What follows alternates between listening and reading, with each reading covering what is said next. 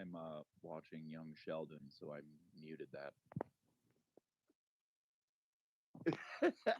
It's a television show about I don't know if you've heard of there's another famous show where it's the character's name is like Sheldon Cooper, and he's like I think it's Big Bang Theory. Okay. Yeah, he's like Interesting. My headphones, I can hear myself really loud. Okay, say something. yeah, he's one of the main characters on Big Bang Theory, and then Okay. Young Sheldon, a spin-off show like him younger. So it's just funny, stupid funny. What kind is it, like them as kids or something like that? No, it's on CBS. It's like a regular television Okay. comedy, but I guess it's for everyone, or kids that are mature. Huh. Interesting. To everybody in the chat who's hearing me, are you able to hear the other person talking? Alex, say something. Hello, can anybody hear me? Can anybody hear Alex? They say yes. One person says sort of. Who's louder, me or Alex? Alex, say something. Hello. Me. You. Me. Check. Check. I'm louder. We can both hear you, but we can hear both of you, but the audio is poor. Brian is louder. Okay. So let's see. We'll pot you up almost at max. Okay. Your potentiometer is at maximum right now. So me. Okay. So Brian. Me. Brian. Alex. Brian. Alex. Joe says good. Gradius says nice. They say much better. Mr. Regular's mic was missing some frequencies, sounded much worse than the other microphone, really. All right, so I'm going to go flat on my microphone. Maybe that sounds better. I don't know if I should like more high end or more low end on mine. I noticed a slight improvement. Oh, okay. All right. Well, this is a test of our first ability to have some sort of call-in show. Twitter now has the Twitter Spaces, which it's almost like I have a board, and I can like pick people and mute them as people see fit. So we have 2 requests here. Let's see who's requested. We've got Sam and Bornado. I am going to a few more people. I hope it's okay, Alex, if I mute you and allow these other people to talk. Thank you, Alex. Yep, no problem. Okay, I am allowing these people in, and then so we've got Alex and Alex. Remove from speakers, remove speaker. Okay. So now we've got 2 other speakers. We've got Sam and Bornado. Hello. Welcome. Howdy. Howdy. What's poppin'? How's your evening going? Another day. Sensational. I wonder if we should do like multiple people, because then both of you guys are on the same channel, and people are saying the Twitter stream is lagging behind YouTube, which is interesting. I wonder how that's possible, that people hear things on Twitter after YouTube. I thought YouTube was on a delay, like at least a 6-second delay. Weird. Who owns Twitter right now? Does Google own them? Suppose we could just look it up. Jack Dorsey. Yeah, but has the company itself been bought by a larger company, or are they still independent? Pretty sure they're still their own thing, but they're probably butt buddies with all the other big old tech companies. I'm sure in some way they are. Yeah. Anyway, this is sort of. So Oh, I'm sorry. Go ahead. I was wondering if I could just shoot a random question out. Yeah, sure. Get the chat going. Yeah. So how do you feel about the new Ford Maverick being the small pickup truck in comparison to like the old small pickup trucks with 6 and 8 foot bed options? I think both of them are good because, well, Ford had to do something because Chevy had that Colorado for forever now, and that was Right. their small truck that could get pretty much like fleet contracts for like every Napa I've seen is either running a Colorado or some of them are running an old Ford Ranger, right? So Yeah, that or Cobalts. yeah, to like run stuff around. I don't know what our local Napa is using, or even if they do. Oh, wait a second, our Napa isn't a Napa anymore. It's just some independent shop bought out the place, and they it's just an independent shop. So has a Napa sign outside. Have you seen any Ford Raptors like rolling around your town? Raptors. What am I talking about? The new Maverick. Has any Maverick been running around your town? Because we haven't seen Dick out here. Yeah, I've seen my I'm in fair share of Central fetal Maryland, alcohol so- syndrome. Really? I'm in Central Maryland. Oops, sorry. It's okay. Okay, I'm in Central Maryland. I haven't seen any. My buddy has had an order for a hybrid Maverick that they can't pass through because something with the EPA standards going on with it. They're only passing the 100% gas ones out. Did they give any sort of reason why? That's something with the EPA is holding them back. Something about I have no clue, honestly. Huh. Weird.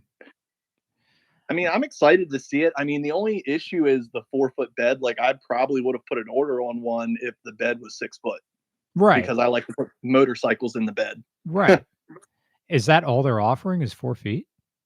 Yeah, because it's a unibody, so there's no like body on frame options. So that's the disadvantage to not having a body on frame truck. You can't have a single cab option. Wait, You wait. can't have It has a long 4 bed. feet bed? It's like I think it might be 4.5. My fucking GTI has more trunk space than that shit. What the hell? Nice. Someone in the YouTube chats, Douglas Coleman says my F-150 has a 5'5" bed. Baconator 69 with 420, thank you, says I replaced my Neon with a Mercury Grand Marquis. I feel for you because like you have this like 90s. Well, okay, he didn't specify which Neon. I thought it was first gen, like 90s style. But if it was a second gen, the only Neon that matters from the second gen in my book is the SRT4. Yeah. Yeah. Okay. All right. This is going well. So if you don't mind, Sam and Bornado, I'm gonna remove you guys, and then we got some other requests. We'll go talk to them. Have one. Come to Pittsburgh and have sex with my wife. Come to Pittsburgh and have sex with my wife, please. I can no longer pleasure her. I'll have sex with your wife and I won't get hard because I'm very, very gay. I'll never forget. You might like her boyfriend. Yeah, I probably would. Unless he's like I don't like hair. Like bears, no. It's like extra smell, and it's like hair holds on to smell. I guess it's because I'm a hairy guy and I don't want more of me.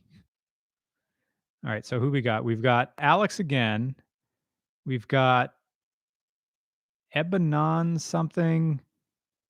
We've got Rindel Zivas the Iron Wolf. So we'll just go. I like your name, so I'm giving privileges to Iron Wolf guy.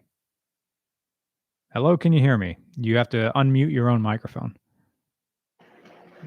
Howdy, hey, how goes it? Whoa, hot mic, potting you down. Say something again. How goes? Oh, okay.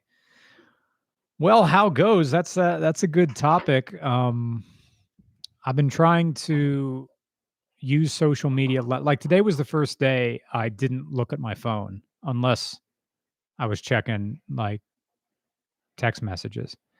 Because I'm going to be going into therapy next week. Because few things aren't right. There's nothing, don't worry, this has nothing to do with regular cars. This is just a pre-existing condition that my baseline is sadness. Like when I'm not working or doing anything, I just feel depressed. And I was writing out a timeline and realizing that this has been going on since about 1995, where left to my own devices, I'm just a gloomy Gus. So, okay, what's been going on here? I've been in and out of therapy like 4 or 5 times, all for like depression. But you know, when you're like a teenager in therapy, I remember all I did was just say whatever I had to say to get out of there. Right. I feel like that's kind of the baseline that we kind of have as teenagers, if we're being honest. And this is me going back to my actually kind of useless psychology degree that I got, which I don't use in my day-to-day life. But I feel like, yeah, as teenagers, that's sort of what we do if we wind up in therapy. It's just kind of, oh, I have to be here. This kind of sucks. Yeah. I'm just going to do whatever I need to get out of it and just, you know, try to figure this out on my own. But it's one of those things where I feel like that's kind of a detriment because there really, I feel like there is something I think everyone can really get out of therapy. Mm-hmm. So to that, I say, you know, it's definitely, it's not easy to admit that you need the help, but good on you for doing it and good on you for staying that course. Yeah, it's going to be tough. It's going to be probably cognitive behavioral therapy, which means all of my bullshit, like defense mechanisms and stuff that I do that I know I shouldn't be doing, but is comfortable, is got to stop. So I know I have a problem listening, especially when someone is talking about something I don't give a shit about. I just like I start imagining better conversations, and I'm like, I'm not listening to this person at all. Which would explain. Welcome to 9/10 of the podcasts I do, my friend. Yeah. 9/10 of the podcasts. just like co-hosts like rambling on about different bullshit, and then it's just, oh, what do you think about this, Rendell? Oh shit, I'm on. I need to think of something good after the conversation. What is your podcast? We got a couple.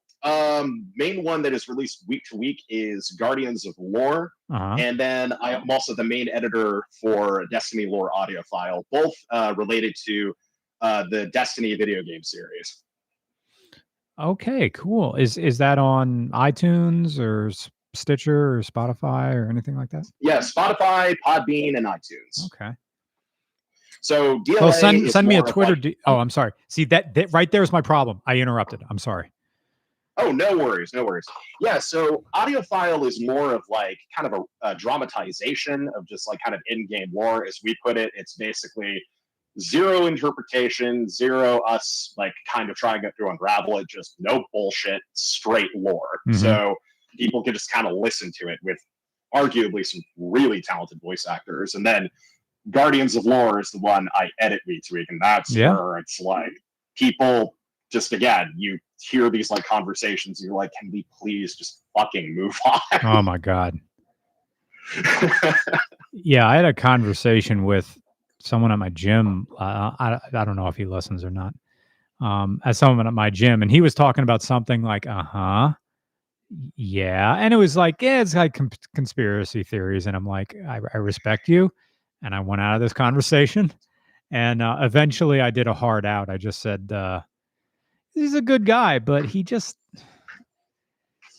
goes down. I don't know. He goes down like these Q pill holes. And I just had this hard out where I said, I'm sorry, I got to bounce. And I just left the locker room. And I felt bad like leaving it because obviously these topics mean a lot to him. Mhm. and I want to maintain a friendship, but maybe this is like boundaries and things like that. Yeah, that's always a tough one, is trying to figure out, like, because in the case of doing a podcast or something, you have to commit to it. That's something that you've got time for. Yeah. Day-to-day conversations, though, like that's still hard. I do find that it's funny doing stuff online, because if you do want to bounce, I have used the trick a couple of times where you basically are in the middle of saying something and then you disconnect from the call. So then you could just cite network issues. Really? Like someone's yeah. going blah blah blah, and you're like disconnect. No, as in, like, I'll be in the middle of replying to them saying something like, "Oh yeah," and then that relates to right in the middle of whatever you're saying. And just like, well, that's the end of that. Pretty much. And then if they message you, "Hey, what happened?" "Oh, sorry, yeah, my ISP crapped out. Don't know what to tell you." Oh yeah, the router went out. The router had to restart, or I don't know. The router, we just lost connection there. Oh no, lost power to the router, and now I need to call the power company and get all that figured out. Yep. You can tell that audience members, that a lot of Brian's humor kind of rubbed off on me. Can't Oh you? really? Oh, thanks. That makes me feel good. Oh, constantly. Anytime I see an RV and my mother-in-law is thinking about getting one, my first thought of that was just literally, "Oh, you're looking to get a car you can pull back." Yeah, Going man. back to- I don't know about like the people who actually use that bathroom for number 2. It's like that has to be a last resort for that Absolutely. And I'm Yeah. just, now that I'm doing the research, it's just like, oh God. thing. Yeah. Yeah. And then there's like other things like how do you keep the conversation going with like because I never had like a relationship that lasted longer than a month, and I'm 40, so I'm like, okay, that's another thing. What am I getting bored? Possibly. Do I self-sabotage? Probably. Because I know I have thoughts in my head like, this is going great. I wonder when they're going to hate me. Well, let's just speed this along to its inevitable conclusion. And then I say something dumb, or I get super critical, and I'm like, oh, okay. They don't want anything to do with me. Good. I was right. I think that caller left, or maybe I can Had hear to him. change up my mic setup. Sorry about that. Oh, okay. Had a Bluetooth setup, and it was just, this is the point where I decide to run out of battery, so just needed to scramble and grab something else. Moho H Day Dick says, I've done that. Like, hurried a relationship on to its inevitable conclusion.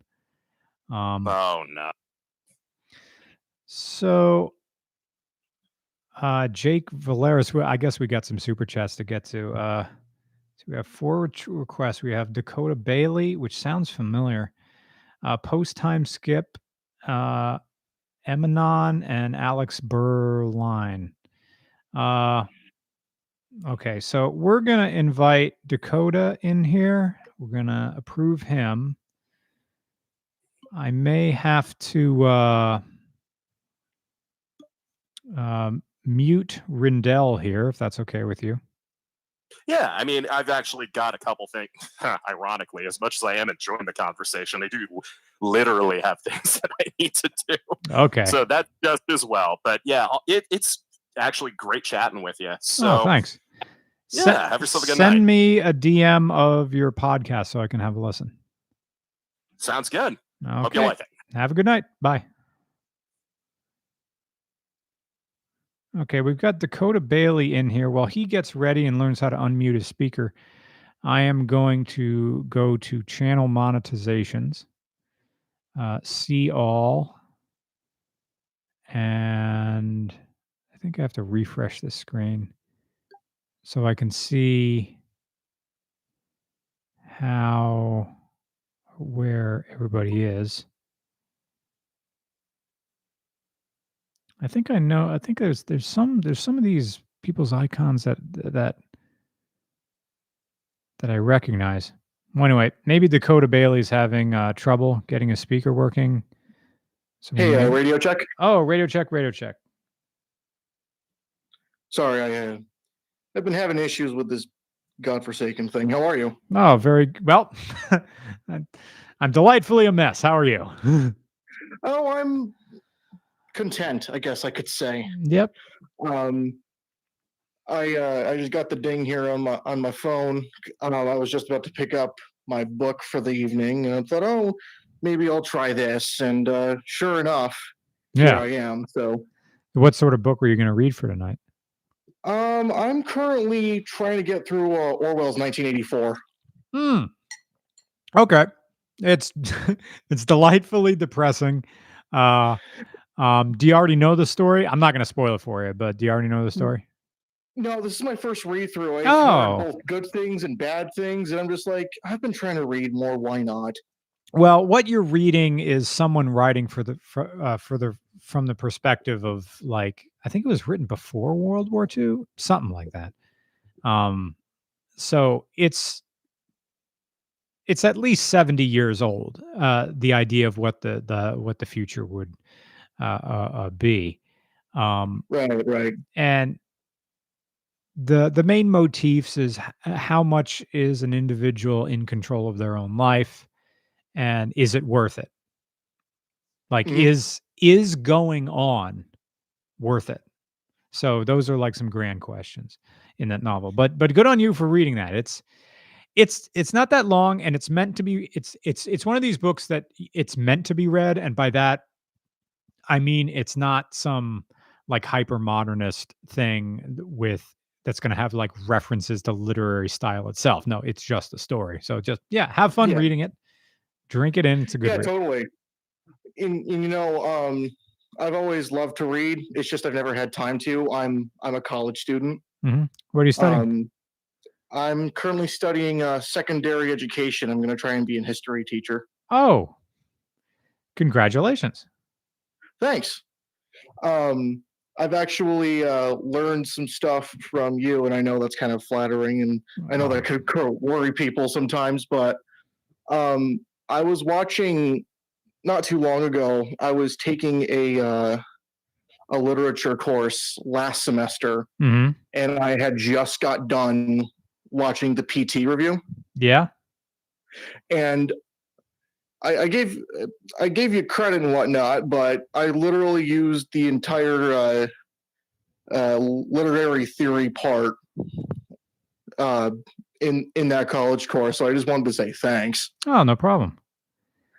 And I've been watching you. I forgot. It's been about 5 years since I started watching you. The first video I watched of yours was the 944. Yeah, it was the 944. Yeah, I'm sorry I was so like disappointed with that car. Well, for reference, I'm 20 years old.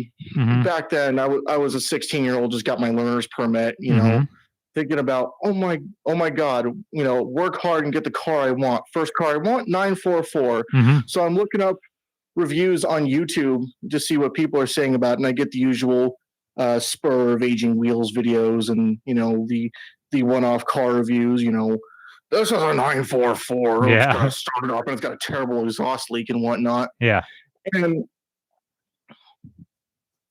And I came across your video, and I'm like, this guy's freaking hilarious. So naturally, I've been a subscriber since then. So thanks for being a part of my life, even though you probably didn't even know it until just now. Oh, well, thank you for helping me have a job by watching. It's no problem. I'm still trying to figure out how I can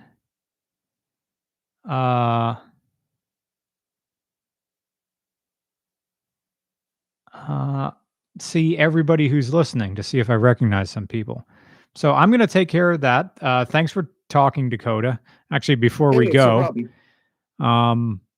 let's get to some super chats. Maybe there's one that you'd be able to comment on.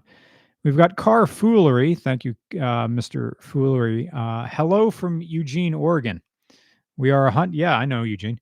100 miles south of Portland. I think Eugene is where 99% of the world's remaining daily driven 1990 Saturns are. We don't have a question, but I didn't think it would be Saturns. I think it'd be all like Subarus and Saabs. But I have to pop my own headphones down. Interesting. Anyway. Yep. Well, that's definitely a statement. Thank you, Carfoolery. We have got Will Downs. That's a familiar face. Will asked, did your Honda Fit ever have a fuel cap issue? No, it didn't. Never had that. It just leaked from the rain gutters. Thank you, Will. Carfoolery again says, my $500, they found a $500 1991 MR2 automatic is up to 343,000 miles and still going. Congratulations. When I bought it at 301,000 miles, the distributor was dying, so a $60 one use fixed it. Yeah, I mean, the automatic ones are not quick, but it's a Toyota product. They keep going as long as you keep the fluids in there. And they keep going if the fluids are half gone. Any comments, questions, any of this? All I can say is go Toyota, even though I haven't owned a Toyota. And in my college life, I've owned about 3 cars, and each of them had terrible, terrible nonsense. Really? Yeah. Well, quick history, because I know I'm kind of pressed for time. Okay. I had an 03 Tiburon GT with the V6, Mm-hmm. and someone had cut out the catalytic converter. Yeah. And so, it was well aged at this point, about 191,000 miles when I bought it. Mm-hmm. And of course, I live in upstate New York, as does Pennsylvania. We do California emissions. And so that was a whole issue. Mm-hmm. Then I had a 05 Century. It was a total VinWiki sort of found a grandma on Craigslist, couldn't drive anymore type of deal. Yeah. And that turned out to be a total rust bucket because it's mid-2000s GM in upstate New York. Mm-hmm. And so exhaust died. And then the saddest one was probably my 96 Accord sedan. Mm-hmm. It was totally ricered out when I bought it. It had its tire rods were just totally gone. It had an oil pan leak, had exhaust. It was on its last legs, and I was determined to get it up, get it fixed up and whatnot, because it was a nice Accord. It was low mileage Mm-hmm. for its model year, and it was a 5-speed. So I mean, you of all people would know about Honda's manual transmissions. Oh, they're fantastic. Absolutely. And I mean, this is probably my fault because I tried to take it to my local Midas. Yeah. To get the oil pan fixed up. Mm-hmm. And like 5 miles later, it sucked like 2 valves. Oh. Yeah, I knew it's a 96 Accord. So I'm like, look, I know I probably got a case here, but like, I'm going to have a hard time proving it because this thing was in dismal shape when I bought it. Do you still have it? No, I scrapped it. I'm actually looking to I'm picking up a buddy's 05 Civic. Oh, that'd be fun. Yeah, and it's also a 5-speed, so yay Honda manuals. Yeah. All right. So thanks for having me on, Mr. Regular. I really appreciate it. Oh, thank you for listening, and thank you for letting me have a job. Hey, it's what I like to do. Thanks. Thanks. So I invited one other person. I guess they didn't get it. So where are my requests? We've got Alex again, but I think before I take the next caller, and Laser Lord asks, how do you speak? These people are going through Twitter, so there's a Twitter space that we're running, patched in. Everybody here is talking through an Amazon Fire, and that's how I'm talking to people. Nobody is speaking right now, or I allowed to speak. I'm just going to answer some of these more super chat questions. Boris says, good evening. Good evening. Wouldn't be a podcast without you. Please read some Chicago weather when you get the chance. Okay. So we're going to read some Chicago weather.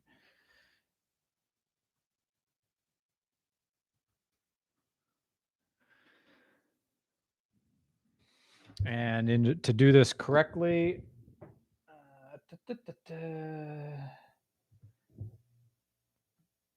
we are going to pull out my high end like this. We are going to pull out the bass, actually do more bass and more mid. So it doesn't really sound that different from my end. If I do like full comp here, yeah, full compressor, no high end. If I go no bass, and it sort of sounds like a phone. So we're just doing a whole bunch of mid, slightly less compressor. All right. And now the nightly weather for Rosemont, Illinois. Current conditions at Rosemont, Illinois, 45 degrees. The low tonight will be 37. Visibility is clear with periodic clouds.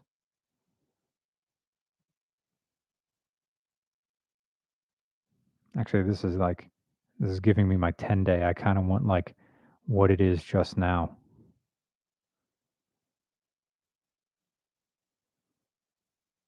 Today in Rosemont, Illinois, the current temperature is 38 degrees. Mostly clear this evening, and then becoming mostly cloudy after midnight. Low, 38. Wind southwest at 10 to 15 miles an hour. The humidity at Rosemont, Illinois is 66%. UV index 0 out of 10. The moonrise tonight will be at 1:28 p.m. and moonset at 11:32 p.m. And on Friday, the high will be 42 degrees. PM rain and snow showers possible, with a chance 45%. Winds southwest at 17 miles an hour. I'm kind of out of my loop of doing weather, but oh man, that's an idea I want to do with like Frederick Knudsen, just like back and forth, just reading weather. All right, so we've got Alex again. We've got who haven't I talked to yet? 4 requests. We've got Queen Gabe. I'm approving them. So hopefully Queen Gabe will be coming in here in a moment. And, hello, testing. Testing. Say again. Hello. Okay, potting you up a little bit. Thank you for calling in, and thank you for helping out with the first call in here on RCR. How are you? I'm pretty good. How are you doing? Well, trying to learn more about myself and trying to learn how to deal with what may be persistent depressive disorder. I don't mean to like make this whole thing like a downer. And I guess I'm antsy because the first session isn't for a week and there's nothing really to do until then.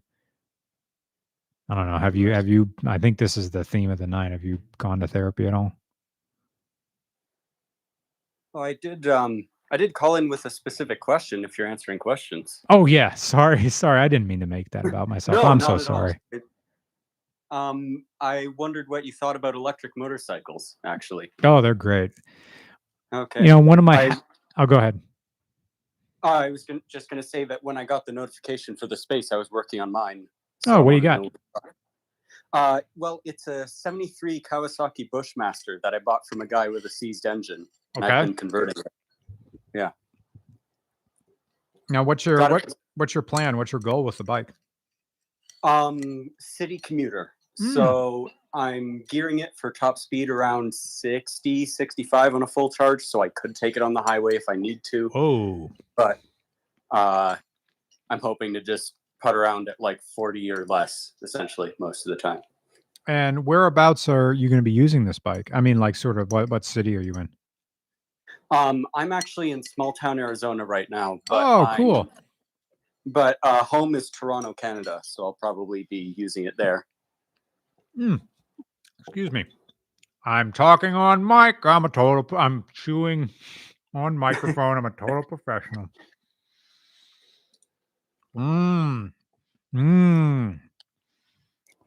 Somewhere that someone has a kink for this sort of thing. So what brought you down to Arizona? School, actually. I'm an engineering student. Get out. Awesome. What year are you in? Senior year, but it's going to take me a little longer than that. Super senior, huh? Yeah. So do you have like, do they make you do like an internship, or do you have like a portfolio to graduate? Well, I actually got approved for my first internship ever a few weeks ago. Oh, cool. Where are you going? I'm going to be going to North Carolina this summer. Nice. Yeah. North Carolina is great. It gets a bad rap, I guess, because it's, you know, they had a few stuff happen there that wasn't too great, but you know, like the triangle around Raleigh, that's a great. It has really you get all seasons, and unlike Pennsylvania, they're not raging. All seasons in North Carolina is just kind of nice and pleasant. I guess your summers are hot, but it's that that's that humid hot. You got that dry heat down there in Arizona.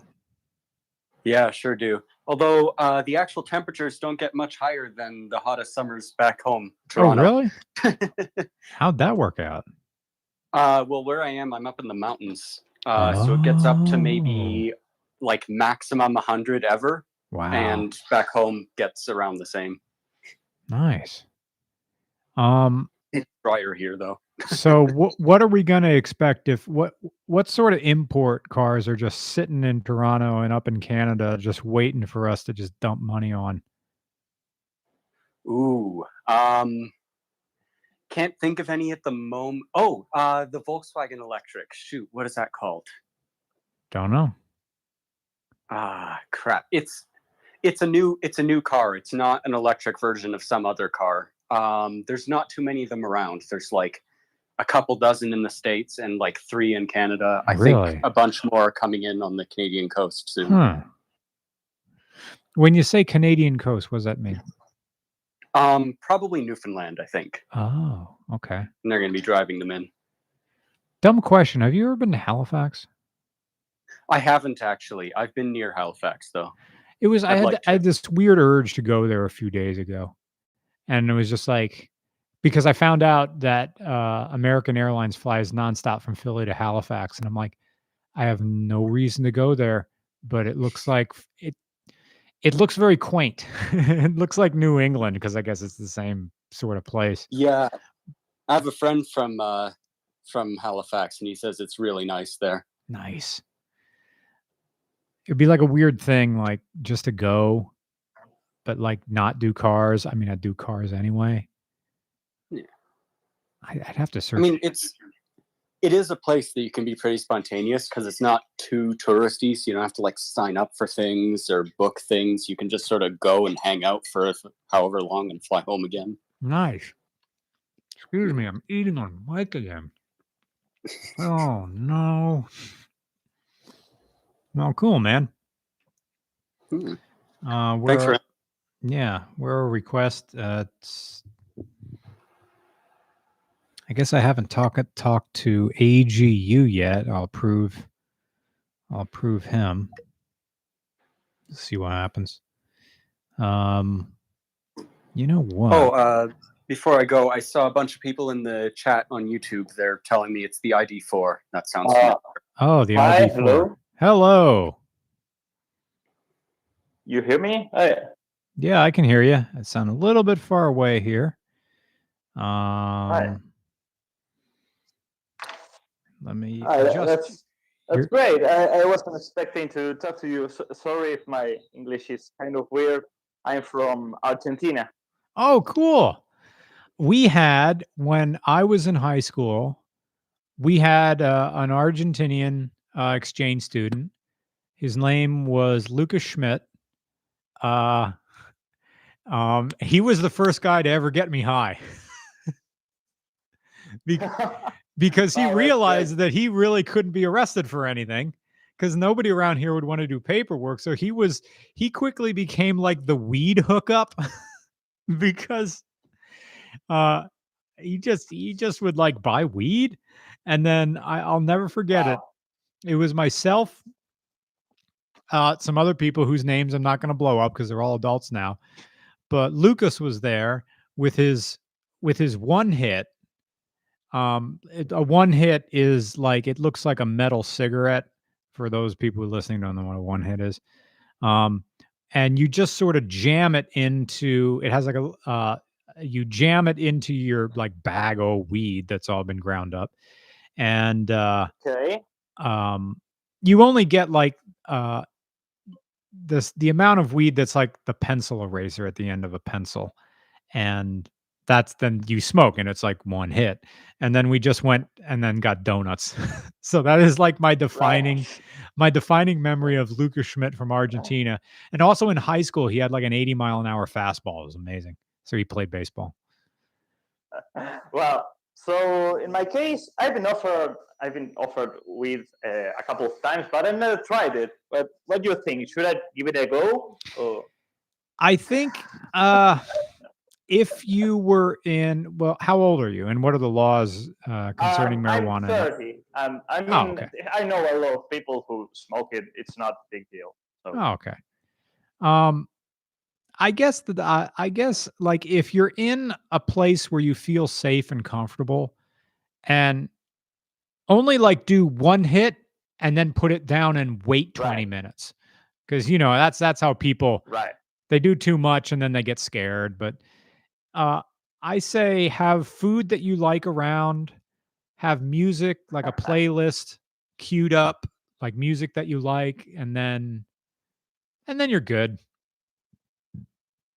Oh, okay. I'll have it in mind. I think. like don't seek it out. Like some friends told me, "Oh, you gotta try my brownies. I got a special brownies." Oh no. You don't want to start with edibles. If you've never done weed, don't do edibles. Okay. Yeah, because the thing about smoking it, you'll be sober, you'll be fine in an hour no matter what.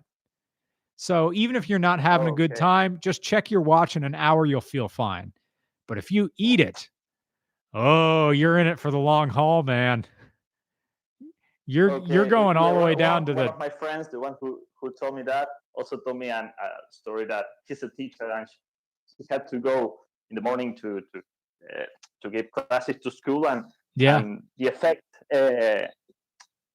he had a retarded effect and basically went to school high. That's funny. It's messed up, Yeah. So yeah. So what sort of things are you driving in Argentina? Like what are you driving these days? So I always have a laugh when I hear Dirty Muro roasting on the Volkswagen Gol. The Gol without the F. Yeah. It's a smaller one. And here it's everywhere, and it's like the car of the people, and he says, "What's a crap car? What this thing doing here? Whatever." But no, well, in my case, I'm a musician, so I'm far from the top of capitalism, Hey, you never know. You could a Ford Taunus from 1980. Yeah, it's 40 years old, but I love it. It's a great thing. Oh, totally. I wonder if that Volkswagen is the same one that I see pictures of in Ireland, where it's branded as a Seat. Oh, well, basically, it's a Brazilian car. It's designed in Brazil. Oh, with okay. Other things. Because here we have this thing called the Mercosur, which is a kind of a economical alliance with Brazil, and we share, but we got less taxes when we send things to one another. I got you. Yeah, that makes it like a closer market. And well, we got some cars that are pretty out of the the standards of the rest of the world. True. So is it forgive my ignorance, is it Brazil or Argentina where like ethanol gas or ethanol fuel or alcohol fuel is heavily subsidized, like it's super cheap. Yeah, so in Brazil they make the engines which use ethanol mixed with petrol or something. But no, here in Argentina, no. Actually, we use a lot of GNC, we call it. Yeah. But in Europe, I think it's GLP or something like that. It's compressed gas. Yeah. You know, and I actually got it on my car. It's much cheaper, like half the price of petrol. And I can do like 100 miles on a tank of gas, and that's additional to the petrol. I think in here we see compressed natural gas sometimes. I know, and this is just for people in Pennsylvania, that some of the buses for the Danville School District, the school buses are CNG buses. They run, I think, on propane. Right. Yeah. It's that. Yeah. Sometimes here the people who don't like it say, "Oh, the GNC is for how do you call it? For cooking. It's for the kitchen." Yeah. Kind of dissing the people who are kind of cheap, cheaper fuel. But it's kind of dumb. All right, cool, man. I'm gonna get to. Thanks for calling in. Thank you for making this. Yeah. Thanks so much. This was fun. Oh, thank you. Luck. All right. Thanks, man. Thanks for liking the show. And let's see, we got speakers. We got do that. And I got some super chats. Bye, man. Oh, that was cool. I haven't talked to someone in Argentina in like 10 years. To move on back to these super chats. Let's see. We did Chicago. Imperator Zor says, what Mr. Regular wants is a 1000 Vaz 2101 Lotta car. Oh, yeah, we haven't done Lottas. Yeah, because all we really did was the Yugo. We haven't done any other sort of Eastern Bloc cars, which really means we need to go back down to the Lane Motor Museum in Nashville and just have some fun down there. It's been a while.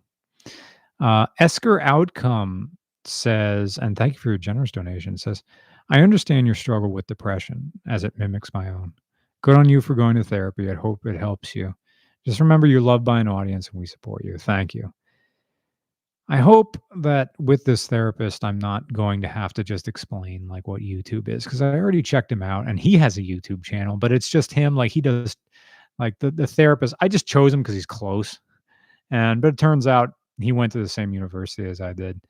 And also he does like triathlon. So I'm like, okay, I'm a gym rat. We can talk about that. But I'm 40 years old, man. I'm not into like discovering what's wrong. It's like, I know what's wrong. I'm lonely. I still think like a teenager. I've had one major concussion and a bunch of multiple subconcussive hits. We're pretty sure my dad's autistic. So he had a hard time showing like genuine emotion and genuine love, even though he did love us. It was just growing up. You were searching for that emotional connection and oops, it's not really there. My mom's good. She was kind of God Squad going up and would just give these Jesus speeches, but she was going through her own stuff. And I had a hard time relating to other kids. I got made fun of a lot. I realized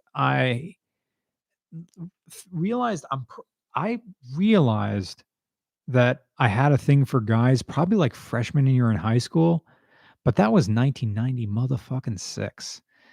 You ain't coming out in rural Pennsylvania. So I kept that shit under wraps and tried to force myself straight for almost 30 years, man. So that did something.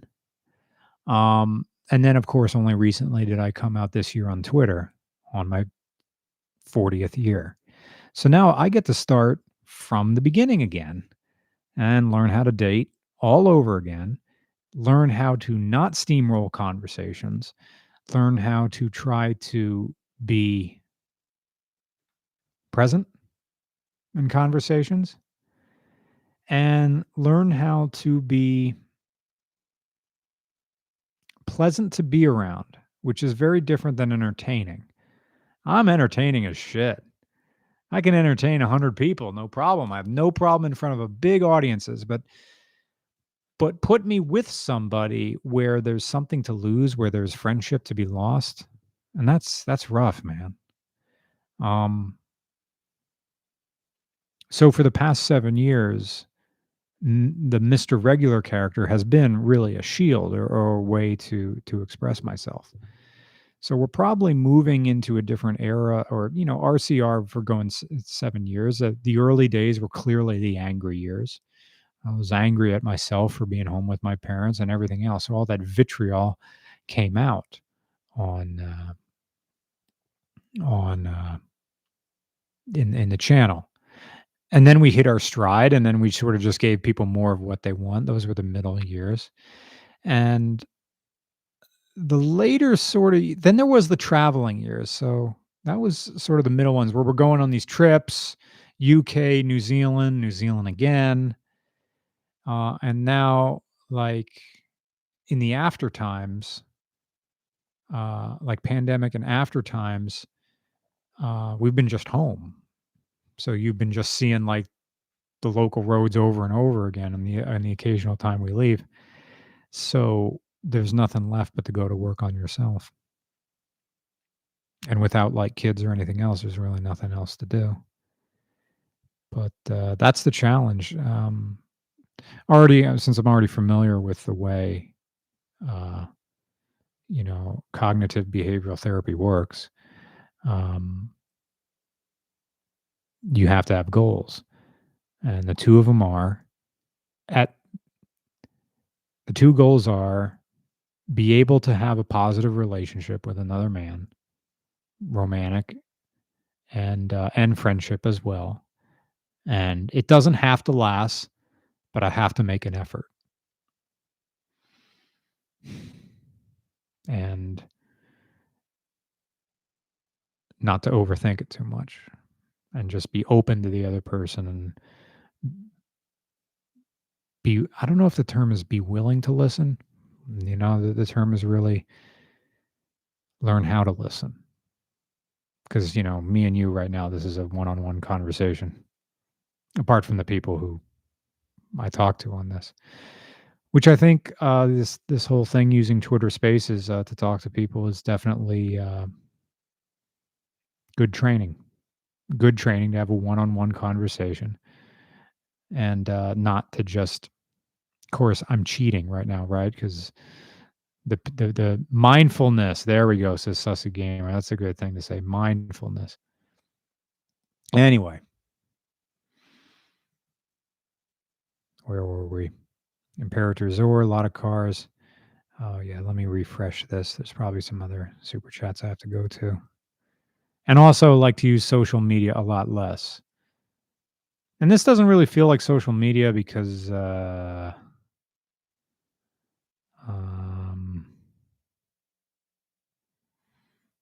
I'm actually interacting. I'm just not dwelling and going around in circles. So Jonathan Cannon says nothing. Thank you so much for the donation. And yes, all the donations now is just going to pay my therapist. Millennium Edition 56 says, greetings from Fort Wayne, Indiana. The official sponsor of undercard UFC fights where the wrestlers are overqualified but never notice. Or where the wrestlers are overqualified but never notice. Does that mean that they don't do well or not? Fort Wayne, Indiana. Never been there unless I've driven past it. Nick would probably know what we're talking about. Monk E, thank you for your donation, says, if you never offer them for sale again, I bought my friend's RCR key tags and they love them. We're going to do key tags or keychains soon. And by soon, I mean, I have no idea. Right? Is the Twitter Spaces still going on? Yeah, there's still people there. I just had to refresh it. So we've got Sam. Did I already talk to Sam? We've got Agu again. I guess you wanted to talk again. I guess I got to do only one person at a time. Did I talk to Sam? I didn't talk to Kamikaze Gaming. So that's a request right there. Get my headphones on again. So I'm going to approve Kamikaze Gaming, and when they get themselves all situated here, I'm going to answer some questions. Not Ben 101 says, what are you planning for Goldie's send-off? Going to drive her through a field, and she's really going to end up at a tech school down in Delaware. In fact, my friend Corey Welton is coming up tomorrow, and we're gonna film it, and it's probably coming out week after next is when we're gonna finally review our own camera car. Comms says, and thank you for your donation, not Ben. Kamikaze Gaming, you are cleared to speak. You just have to unmute your microphone. Com says, I brought my first car. It's a blue Mini Cooper S convertible. Interesting. Manual transmission. Very nice. I entered it in for review. Hope to hear from you all soon. That could be another one. A convertible Mini Cooper, how it differs from a main one. It'd be cool if you're in like near Cincinnati, which would be another excuse to go out there and visit Adler the Eagle and just say, here's a hardtop one. Here's a convertible one. How are they different? Hey, Lou. Hello, I can hear you. So, how are you? After hearing, I'm good. I'm good. How are you doing? Can't wait for next week. Can't we all? Yeah. So, I was listening in for a while now, and you got some. You're pretty strong, man. Yeah, you got some strength to you. Oh, thanks. And especially post pandemic and building relationships it's been a challenge, man. Even to this day, just building it gets ridiculous, you know. What have you discovered? Oh God, I figured that people are a bit more selfish, a bit more, you know, a bit more privatized than what it seems to be 2 years ago. So, you know, everyone's all walled off, and it takes time to break down those walls, but when you do break down those walls, people just retreat even more. Yeah, I don't know. Have you tried to date at all during these times, Trademark? Yeah. Actually, the funny thing is that I, at the beginning of the pandemic, I actually lost my my girlfriend and I. We cut it off. Yeah. I waited the entire year because, you know, I'm not going out and doing anything pandemic-wise. And then after everything kind of settled down, I'm back in the market, throwing it out there, but it just seems like everyone's is just like, oh God, I don't want to meet anyone in public right now. I'm glad the bar is open, but I don't want to meet you right now. And I was like, well, what the hell? You know? Have you gone on any dates? Not lately. Not in the last 4 months. Yeah, not in the last 4 months. I mean, I have probably earlier in the year, but nothing really worth remembering on. Did you actually get to the date and meet the other person? Yeah. What was that like? Well, I mean, the person, we had a bit of a history, which was fun, but it was more on the lines of, hey, how you doing? Yeah. You know, yeah, times are crazy, but you know, at least we still have what we're going on. And then it's like, okay, we had dinner, we had drinks. That was the end of the night. You know, I wasn't expecting anything. And I was like, okay, cool. I'll see you when I see you. Yeah. I mean, it was kind of a quick kind of thing. It was like a dinner thing. Like it was a dinner that lasted like almost an hour and a half. But it was like, wow. It just, I don't know, man. You know, it's just so weird. So I don't know. These are some trying times. What did you only get to like the first date? Yeah, because after that, we just kind of went our separate ways. So Mhm. it was like, oh, well, now I get to start all over with somebody. Yep. It's always Was this fun start. was this someone you met like on the internet? A little bit actually. So that right there is Yeah. that's another story. That's another story. Mr. Mazda Enjoyer at MFF, you are cleared your request has been approved. Oh man, we need But- Tony Airlines here to just do like ATC air traffic control voice, like Mazda Enjoyer at MFF, you are cleared to speak. You can go ahead. So Only well, at Rocky. least I will say thank you for listening to this old salt over here. But hey, good luck in your endeavors. All right, I'm rooting Thank for you. you. All the way from New York. State or city? State. I'm actually from Western New York. Oh, cool. So way past the Finger Lakes. Nice. Oh yeah, good wine country too. Hell yeah. It's like the only Riesling I like that I can drink and like not get a headache, comes from New York State. Don't know what it is. It's nice and crisp. Oh my goodness. And you know what? Just for kicks and giggles, I tell everyone all the time, get a bottle of Red Cat. Because sure, it's sweet, but it's not overly sweet. And What it's are great. you talking about? That stuff is bubble gum. Well, Red yeah, Cat. I mix it with ginger ale just to kind of cut it a little bit. What are you, my dad? That's what my dad likes Red Cat. Sometimes it ain't sweet enough for him. He mixes it with Welch's grape juice. Oh, I'm God, just that man right there. Yeah. Well, I respect you. You like what you like. You like the sweet stuff.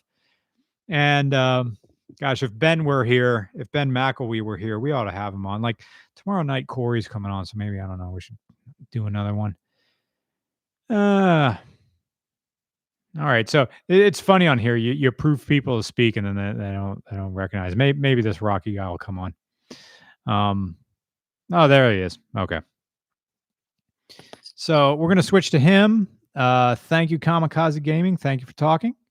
And I am going to, before we get to Mr. Rocky, we are going to answer a few super chats. So I'm going to remove Kamikaze, remove him there. Thank you for helping this experiment on a RCR Collins show go. And we did the first car with the Mini Cooper. Eric Abenzeiger, thank you, says this can be about you. Therapy is cool. Also, you'd be great at voiceovers. Yeah, how can you get work doing voiceovers? My friend is a male dancer, and voiceover work pays way more per hour. Hey man, if you want to do male dancer and do that sort of thing, and then get put in work in the booth, the voiceover booth, that'd be awesome. I wouldn't mind doing I miss doing radio, obviously, since we kind of have a radio setup here. But yeah, being in a booth and just doing honestly, I like doing commercials for WPPA. It was great. One last one. Com says, I was the guy who, a few live streams back, said that Mini Coopers were the gayest cars money could buy. I guess I just outed myself. LOL. Yeah, I mean, a Mini Cooper is fantastic. They handle great. I mean, they're tiny BMWs. The only thing is, fixing them. You either know how to work on these things and know how to what like off-brand parts can fit, or you just throw money at the dealership and then fix them that way. I like Mini Coopers when they're not mine, just in the same way that I like airplanes as long as they're not mine. We had this dumb, stupid thing like a few days ago. I'm in this Telegram group chat with a bunch of people, and I'm like, you know what RCR needs? An airplane. We need an airplane to go pick up cars. Rocky, I can't wait to talk to you. I got to pee. I wonder if I should like invite two people in there. Oh, there's There's Renee. So I invited her in. Speakers. So I approved you, Renee. You're in. I have to run literally to the bathroom. Actually, just do a test. Rocky, say something. Something. All right, cool. I literally need to run to the bathroom. So hang tight, guys. I'm going to pee as hard and as fast as I can, and I'm going to refill my water, and then I'm going to be back. Douglas Coleman says brave. Something says urine and you heh. Commercials for the new Integra. Oh yes, the new Integra. I'm all about that. Even if the new Integra is nothing but a Civic Type R, I'm fine because that's all the Integra was, just another Civic. All right, so I will be back.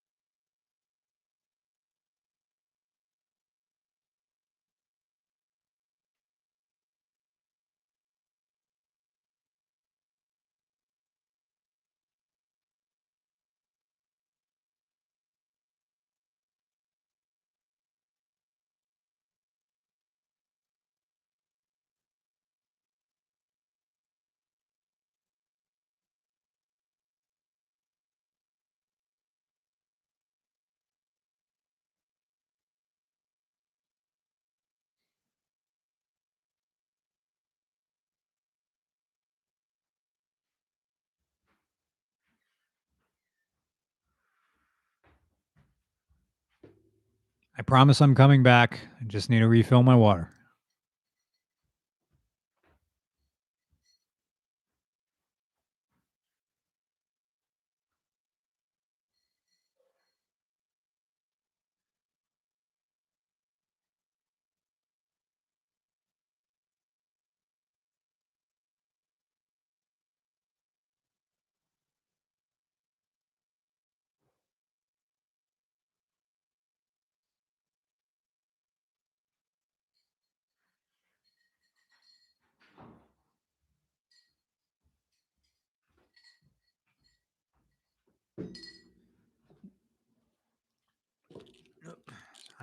I need a longer aux cable for this. Okay, so we've got Renee unpot these guys. So we got Renee and Rocky. Hello. Hi there. Hey, Renee is coming in really clear. Oh, really? Yeah. I'm using my iPhone. Hell yeah. So Apple superiority. Well, you got the 12, right? Yeah, the 12 Pro. Hell yeah. Yeah. So how you doing? How's the new place? New place. I mean, I'm still living the same place. Oh, excuse me. I'm sorry. No, you're good. You're good. I'm still living the same place. Same old, same old. I just actually got back home from hanging out with a friend of mine who I haven't seen since COVID. Yeah. And yeah, it was good catching up with her and pretty much get in touch with how everything is going in the past year since I last spoken with her, and everything's going well. Little hiccups here and there, but things are still just kind of moving along. So yeah. Where'd you end up going? We ended up in New Brunswick. We met up in New Brunswick, New Jersey. The big Rutgers capital of everything, and driving in New Brunswick is a pain in the ass because of all the traffic. And I didn't know that since I haven't been in New Brunswick, and New Brunswick is also the I would say the main area where the big massive flood happened. Oh. So I mean, I only just walked just a few blocks just to see certain things, but I guess everything kind of looks the same, but it's just the area as a whole is it's a completely different like to me, it's like a completely different like planet in a way, because I remember as New Brunswick being kind of like, I can't say like not so safe, but like it was more or less of like, it was kind of, just this kind of like a rough life kind of thing in New Brunswick. But it's a very college oriented, hospitals, like almost every block. I mean, you're talking like, Robert Wood Johnson, St. Peter's Hospital, even the headquarters of Johnson and Johnson is in New Brunswick. Oh, wow. So yeah, I mean, there's a lot of medical hospital facilities that you could think of is in New Brunswick, and plus it's also the capital. To me, it's like the capital of Rutgers University. Yeah. If anyone is aware of it, but yeah, it's a big college slash like medical, like everything just comes into one. It's like a surreal in a way, especially someone like me who remembers New Brunswick being kind of like, it was more of a hospital kind of area, but it wasn't as predominantly as it is now. Like it's something that, even like right now, like they had like a particular street called George Street that was actually closed off. Yeah.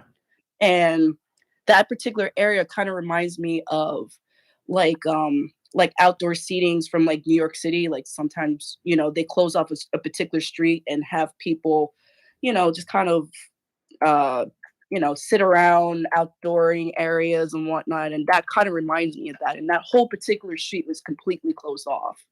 But because in the GPS, it shows that it's still kind of open and still active, some people kind of get lost. See people kind of putting in, and it's like, oh crap, like you're not supposed to turn in it. But it's been like that since, I guess, when COVID happened, because of the outdoor dining and, and just having that accessibility to do that. So, but yeah, it was nice.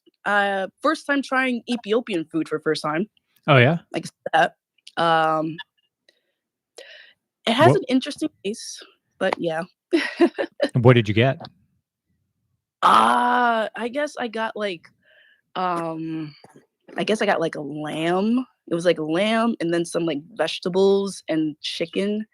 But the way that it was prepared, it's like, I hate to say this, it looks like mud. Yeah. So like it's like legit, like you have like the lamb and you have like the I guess beef, and then you have chicken, and then you have like the vegetables. And the vegetables looks like vegetables. It's it's just kind of mushed. And it's laid on top of this very spongy kind of, I can't say it's a tortilla. Okay. But it's not a tortilla. It's like a weird like naan?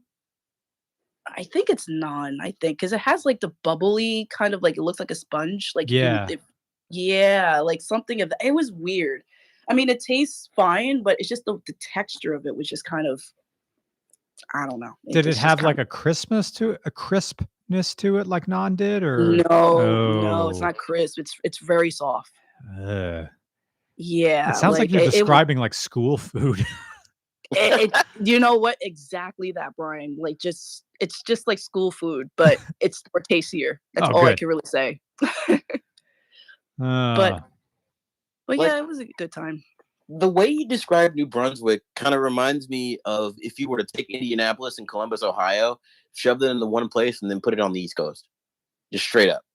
Like, Indianapolis is like, I'm originally from Jackson, Mississippi, and living out there was an experience in itself.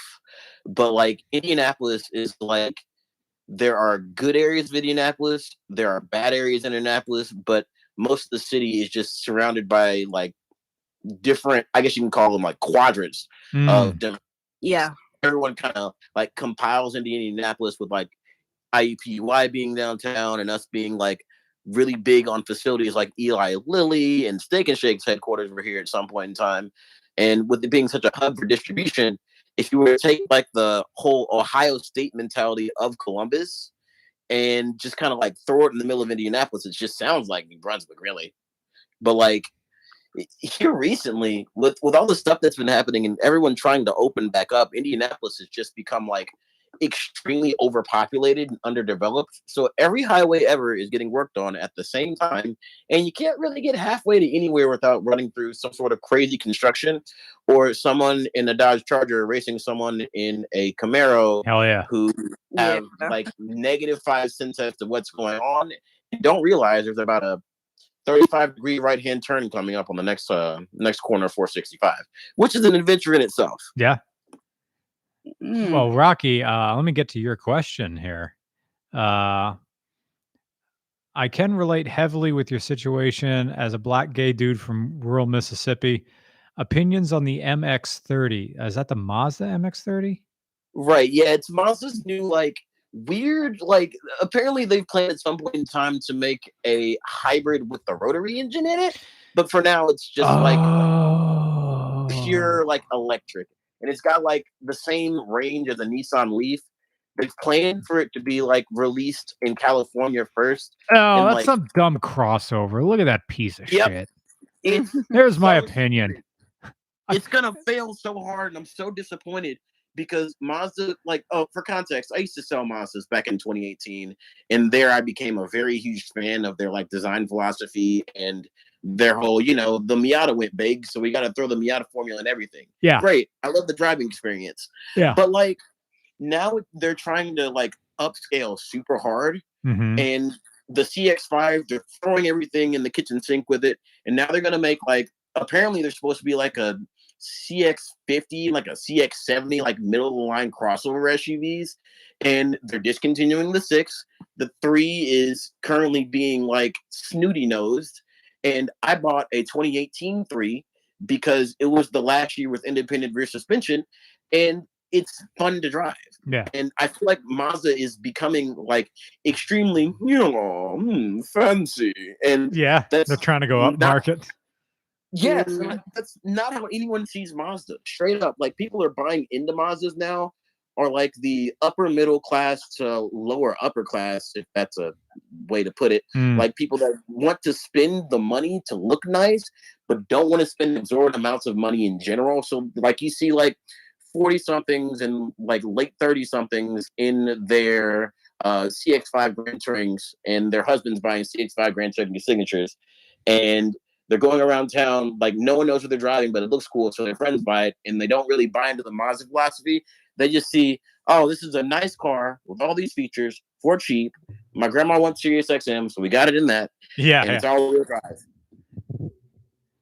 And it's just it kind of bugs me that Mazda's been going so far away from their original design philosophy, and like a lot of people in my generation, I'm 27, bought into Mazda because of the zoom philosophy and the Mazda Speed 3, which is still maintaining resale value and is tripping me out to this day. But nope. We don't. Mazda. I remember the Mazda CEO coming out and saying something to the effect of they don't want to sell to our demographic, wherein people that will actually spend the time to modify the cars because they're trying to go more upscale. And while I can respect that because the money is where the money is, you don't really make money off of resale, there's still a market that's being tapped into that Mazda has clear access to, with all the kids that are buying Miatas for $9,000 with 250,000 miles on them. That the BRZ is taking advantage of, that the Camaro and the Charger and the Challenger, all these cars are taking advantage of. Mazda's becoming too snooty to look at their roots and go, we could probably make another RX car out of this. Was that your typical kind of customer when you sold them? The type of person, oh, we're just here to buy a car for grandma? The typical customer, it kind of ranged between, I don't know what I want to buy. Oh, what's this? Oh, a Mazda. Oh, I like this a lot. To Mazda customers, if they have Mazdas, are dumb particular, and they're usually from like, I'd say ages 38 to 60 something. The 60 somethings usually come in and they've been buying Mazdas since the 66, and the protege were like storming the nation, and Ford still had a majority stake in Mazda. And they're like, they know Mazda, so they trust Mazda. But most of the time, you're getting in 40-something to 30-somethings who are looking for an SUV, that want more features, that don't want to buy a Kia because everyone has a Kia. They don't want to buy a Chevy because they don't want to buy USDM. So they go, let's check out this Mazda thing that Jason and Susan from down the street have 2 of in their driveway. It's usually just word of mouth, and they're hard sells. And with the dealership that I worked with, they were very, okay, make it happen, make it happen. They're not going to make it happen today. They're not going to make it happen ever. And I'm not that type of guy. So I'd have people come in, I'd show them the whole line. They usually stick to like a CX-5 or a Mazda 3, and they'd be like, okay, I'll be back. Yeah. And I'll be back doesn't make immediate sales. So I went to detailing because screw this, I'm making more money detailing than I did selling, and had at least 12 to 15 previous sales within previous ups rather, within 2 months come in and go, oh, where's Rocky? I was going to buy my car from Rocky. Yeah. And it's always, it's never people either come in knowing that they want a Mazda or don't know what the hell a Mazda is and heard it from somebody else. Yeah. Like point blank period. Yeah. Dumb question. What is an up? Oh, an up is someone on the lot that just happens to be driving through, and you just kind of flag them down. Just like, hey, sir, hey, man, what can I help you with? Like, okay. People who come up on the lot, essentially. Okay.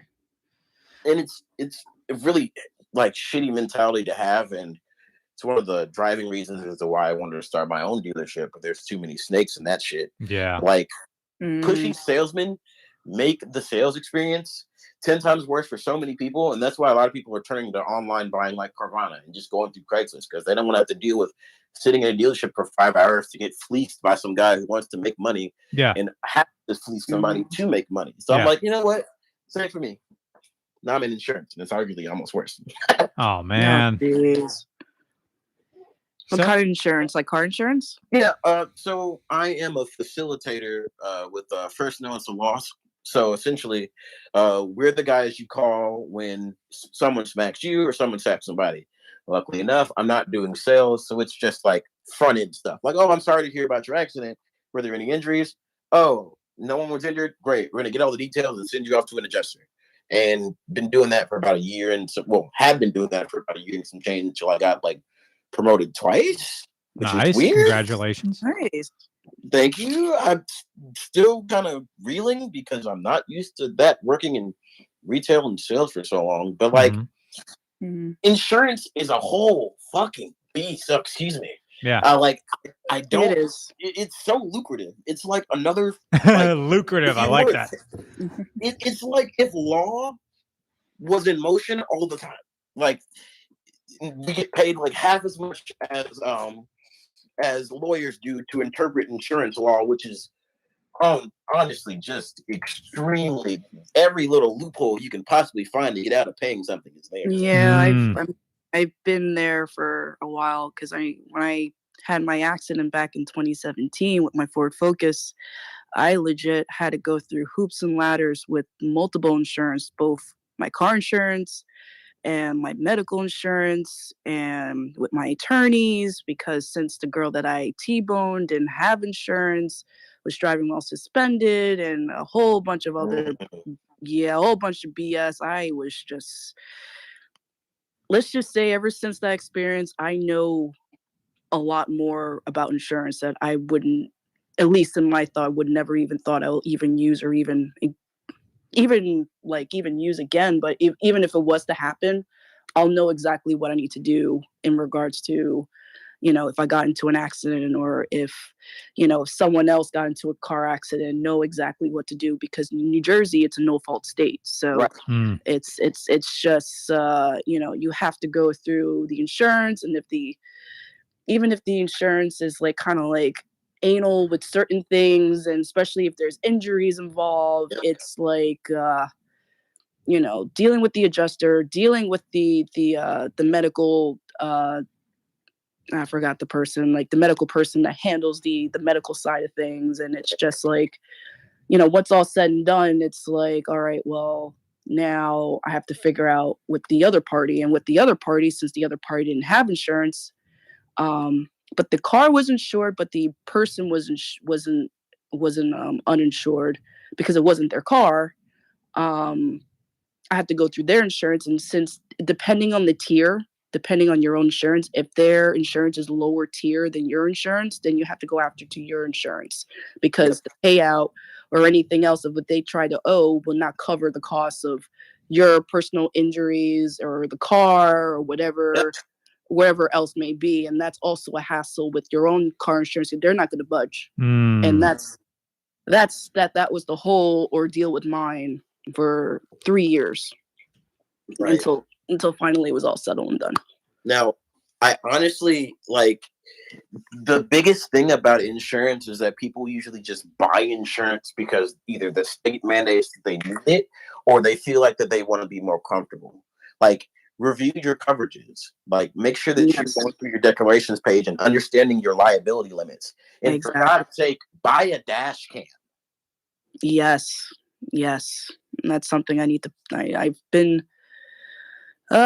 dread. I mean, I wouldn't say dread. I'll kind of forget every time to get it, but I know I need to get a dash cam. I know that for sure because I've seen the amount of crap I've been driving. Even like just recently, my road trip. I actually drove down to North Carolina, and that was a whole thing within itself with the amount of like almost hits and misses that like almost occurred, and it was just around like DC Beltway or something like that.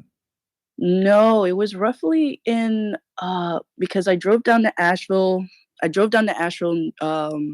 Carolina, and it was right after Asheville going into Raleigh was where things kind of got really crazy and hectic because of part of it's because of construction, and then part of it's just people just not looking. Yeah, like they'll just skirt in between lanes, and their lanes are sometimes 3 or 4 or even 5, and you just see people just skirting everywhere, and you're just like, holy moly.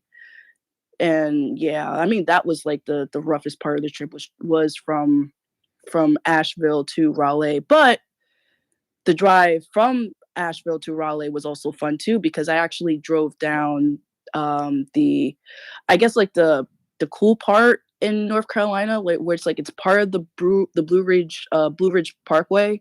So it's like you're kind of going downhill into the mountains, and it's so much fun driving now. It was awesome. But that was like the only awesome part of the trip was just, or at least the road trip was just that. But then from like from Asheville, North Carolina to Raleigh, North Carolina. And then after Raleigh, North Carolina, we actually drove all the way back up to Virginia Beach. And Virginia Beach wasn't too bad, but just the whole trip as a whole, like the weather sucked. Yeah. The whole it was just kind of drowning experience. And I didn't know, like up here in New Jersey and even like PA, like the weather was nice. And you guys had like decent weather. We had like wet, cold weather down south. Like it was more or less like it felt like the weather that you would normally feel when you're up north in, New Jersey or in PA, because it was in like the 40s. It was actually down to the 30s at one point at night, and you're just like, how the heck did like this whole thing happen? It feels like I don't know, I guess the jet stream just kind of followed our trip all the way down south and then traveled all the way back up. And it was kind of like, I don't know, I guess for me it was just kind of bizarre. So, but yeah, I mean, from there, Virginia Beach, after Virginia Beach, we went to, oh gosh, I forgot the name of the beach in Delaware. Yeah, I don't remember the name of the place in Delaware. But that was cool. But the speed limit was the dreading part of it, because you were driving like 40 miles limit, 45 on this very long, narrow, like speed limit. So I just kind of like, I don't know. It was that particular trip was just kind of like slow and just slow. Like you couldn't speed or anything. Plus almost each stop there was always a cop there, so you can't really do much. Yeah. When I returned, which I can't talk about it right now, but we got another giveaway car coming up, and it is irresponsibly quick. Like people saw we did a Mustang. Like our first one was a Mustang. People loved it, so let's do it again. Now that Mustang was 300 horsepower at the crank, right? And people, I made a big deal about how dangerous Mustangs are because people want to crash them. Right. Yep. But the one coming up Monday, and Monday is going to be a giveaway car. The one that coming up Monday is 450 wheel. So wheel? Holy crap. 450 wheel. So I'm like, please, dear God, be careful. Because this is that Mustang just had intake exhaust, but no actual tune. So it's like, whatever, but the person who won it didn't have a car. So they literally got this, that they just bought a mug and now they have a car. So that made me feel really good. Yeah. But the one coming up Monday is some serious, it's a tune. It's a tuned vehicle. So Renee knows what it is because we talked about it. I told you, Renee, right? Yeah. You told me already. Yep. Mouth shut. The drive back to New Jersey was fantastic with that thing. That thing loves the highway. I'm on 78. I want to pass all these trucks now. And I can. And I'm doing 100. And I'm crap. the Pennsylvania Stadies, they were everywhere. But I wish that Adler was visiting this week so he could, because driving the Mustang was whatever. He's that's kind of nice. I like it. But if he was driving this, that'd be whoa Nelly, because it would drive kind of like his Mini, because they're both BMW products. It's okay, here's your Mini. It has more than double the power. And it's not that much bigger than a Mini, which is kind of a hint. Now it is bigger than a Mini, but not that much bigger than a Mini. I think I might have an inkling of an idea of what it might be.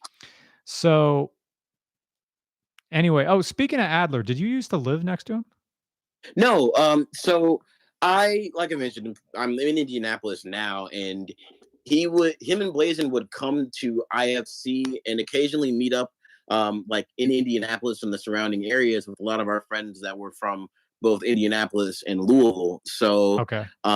Especially when you came off campus, and we actually hosted. I hosted.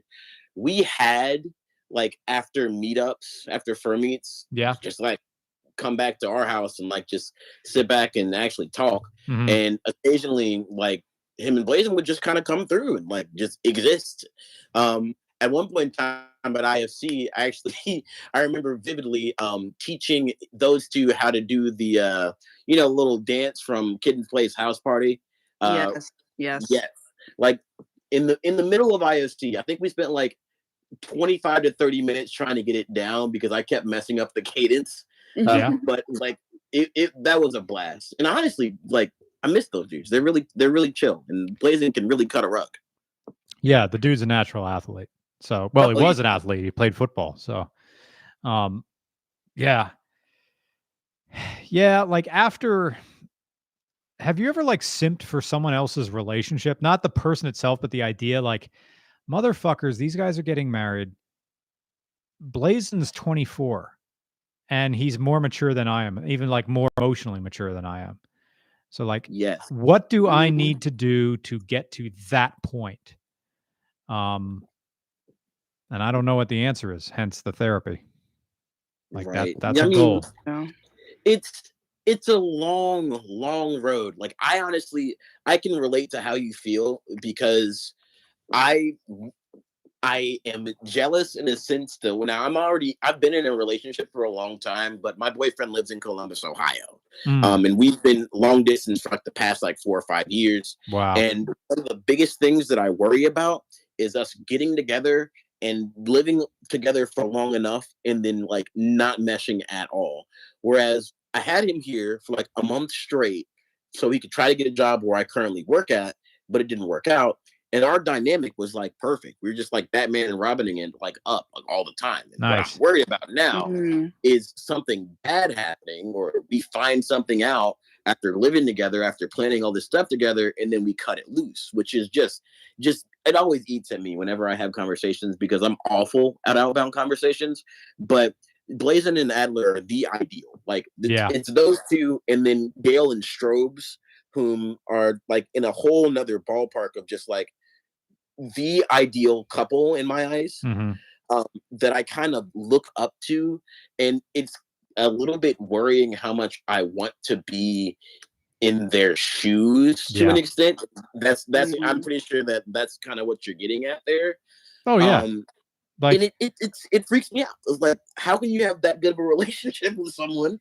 I hope that ours works out the same way, but the possibility of it not has me like just reeling. Yeah. But like, harkening back to your point earlier in relation to like growing up in rural PA, like I mentioned, I'm from Jackson, Mississippi, and I'm about as dark as your favorite cup of coffee with 2 creamers in it. Okay, that's a line right there. I'm sorry. That's a line. That's a good line. And like living in Jackson. Are we talking Bruno Mars here? Oh no, a little bit lighter, a little bit darker than Bruno. Okay, so like if Cherrywood was like left in a dark room for long enough and didn't catch sunlight, okay, or say for example, Trevor Noah, your favorite chocolate on.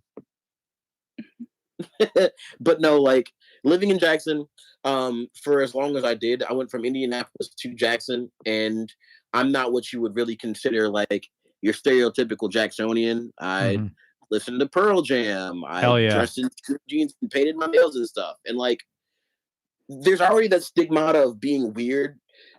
Then there's the people that accept you for being weird. And then there's an even smaller cone of the filter for being, bisexual or gay. Right. And it's like, I've molded myself in a way to be presentable and palatable for everyone that I meet. Yeah. So if I end up being myself around someone else, I won't be able to like be myself completely because I'm afraid of stepping on toes and being bashed on because I'm not the ideal. I brought my boyfriend around my mom and started being more myself around her, and she pulled me to the side afterwards and just like, that's not the son that I know. I've known you for your whole life. Can you not do that again? And I was just tempted to be like, I can't not, Mom, because I'm not me when I'm around you because I know how you are.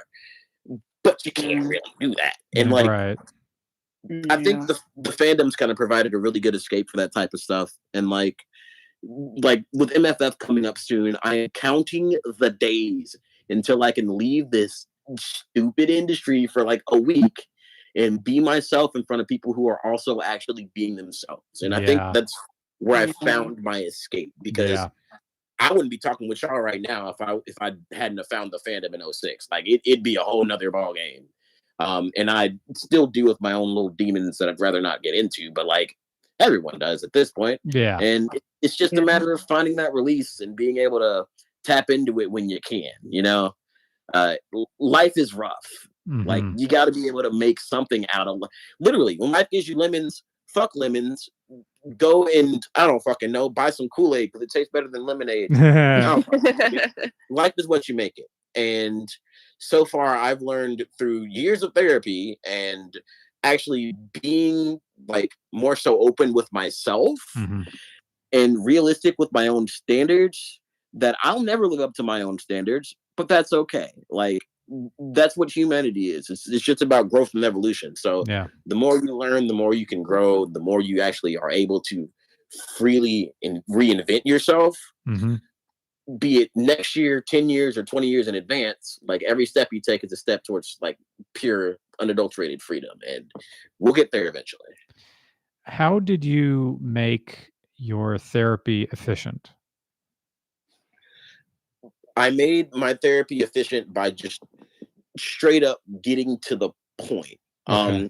When I was speaking with my therapist, when I originally started going, I, as a salesperson, would just tell them what they wanted to hear and what I wanted them to say to me.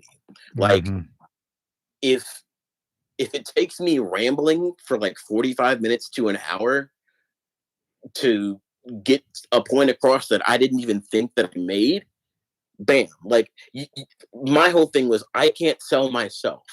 I have to be able to actually just talk to this person like I'm having a normal conversation for them to suss out how I feel about things. Because like the way that I'm talking to you now, it's kind of the same way that I'd be talking to my therapist. It's just like, okay, I'm presenting myself, all my problems and all the shit that I deal with on a daily basis.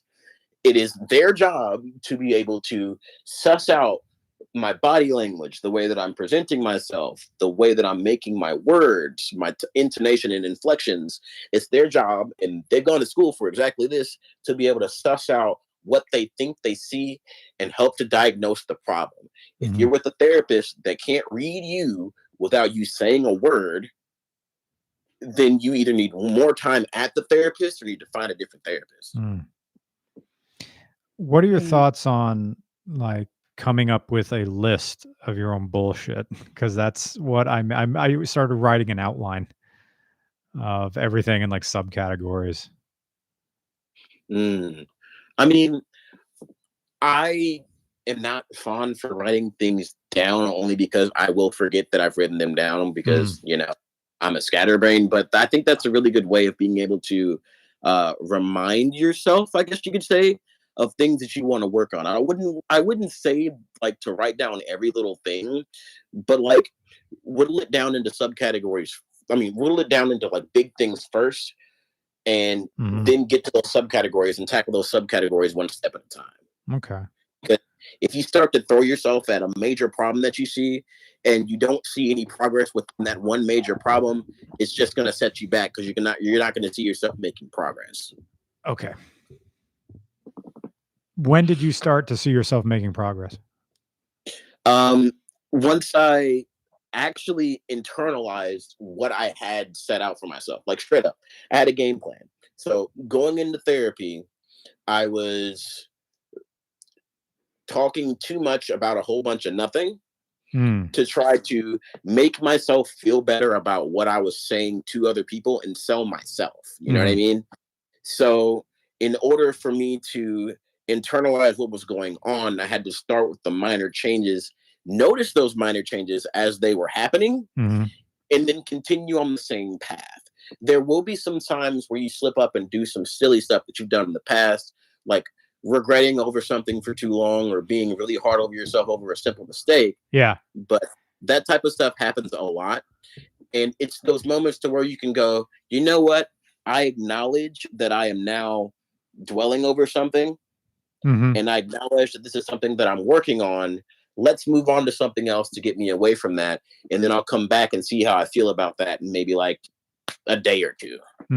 Like when you end up focusing in on those like little minor issues and putting too much effort into them, the minor ones turn into big ones. So I kind of ended up going like on a revolving door. I'm going to fix this today. I'm going to fix this today. I'm going to do this today in little bitty pieces.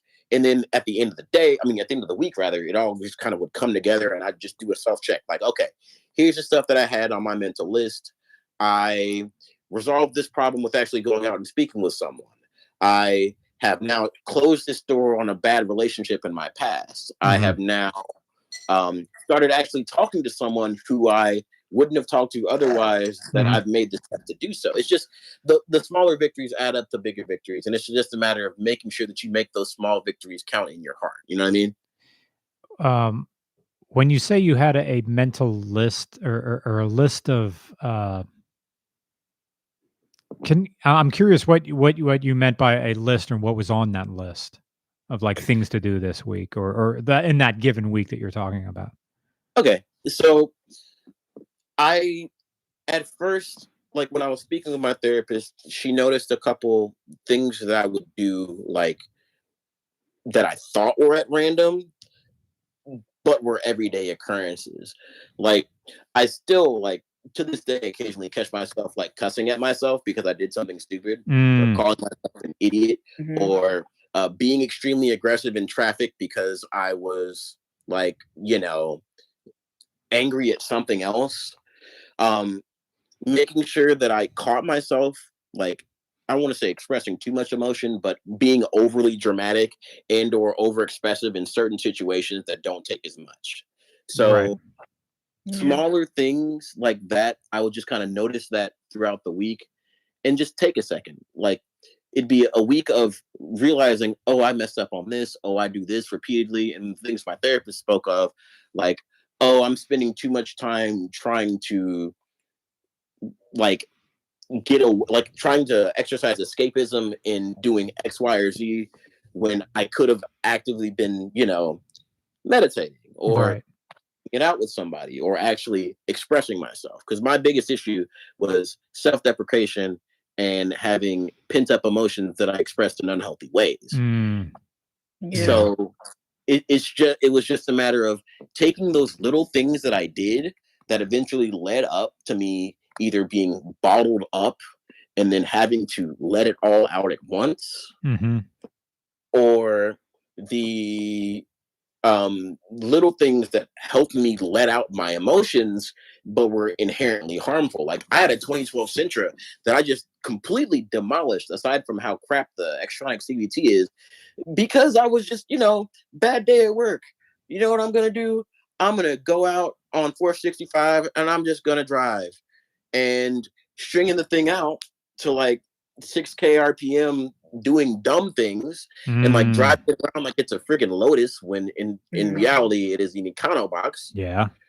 Just like doing silly things that I thought were inconsequential, and or burying myself in other things that I thought were helping me, that were just leading me on a path to not being able to express my emotions. So kind of a situation like that. You know what I mean? Did that answer your question? I'm sorry if I kind of went roundabout. No, that's fine. Like, this is all stuff I need to listen to and I need to learn more about, and also an exercise in listening.